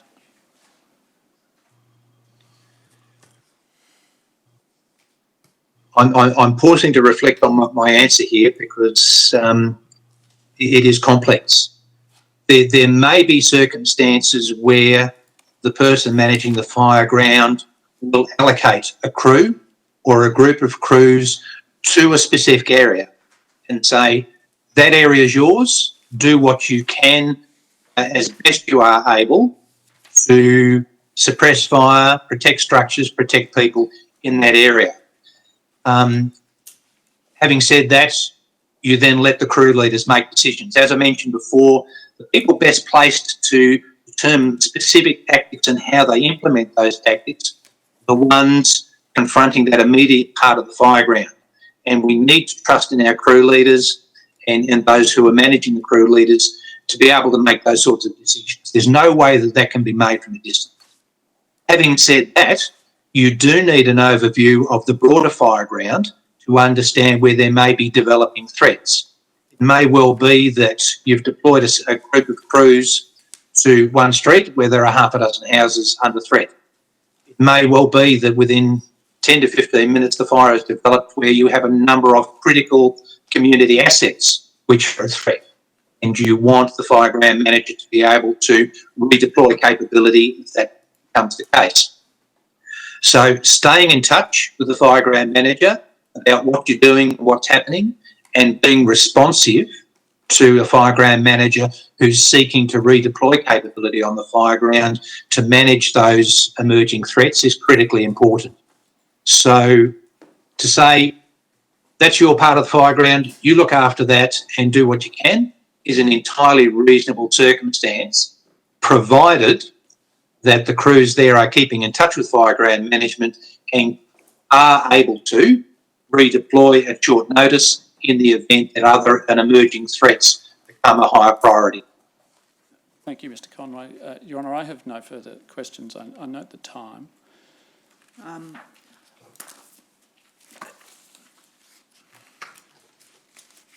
Yes. Mr Conway, are you available tomorrow morning at 10 o'clock? I am, Your Honour. All right, we'll continue your evidence tomorrow at 10 o'clock, please. Right, adjourn until tomorrow. Thank you.